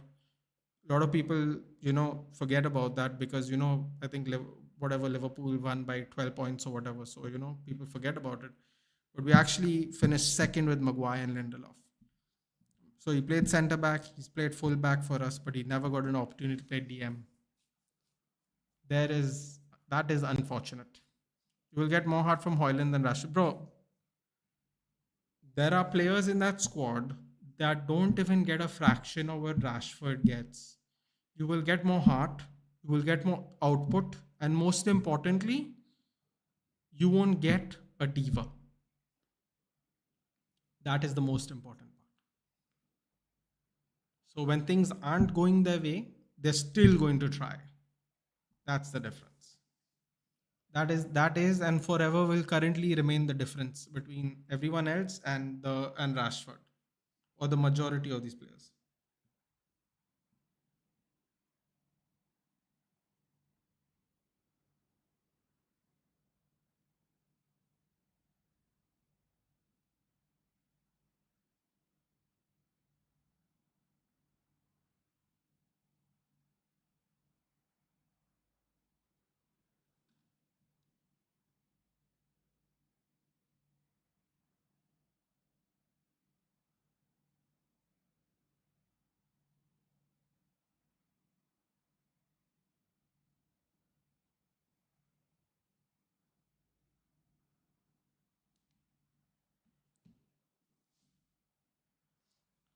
Anyway, guys, I think I'll be off now. I've taken way too much of your time.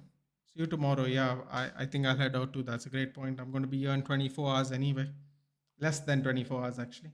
In short, we still have a lot of hardworking players in the squad. If they put in the right roles, don't let the mismatch of the squad and coach's philosophy influence absolute evaluation.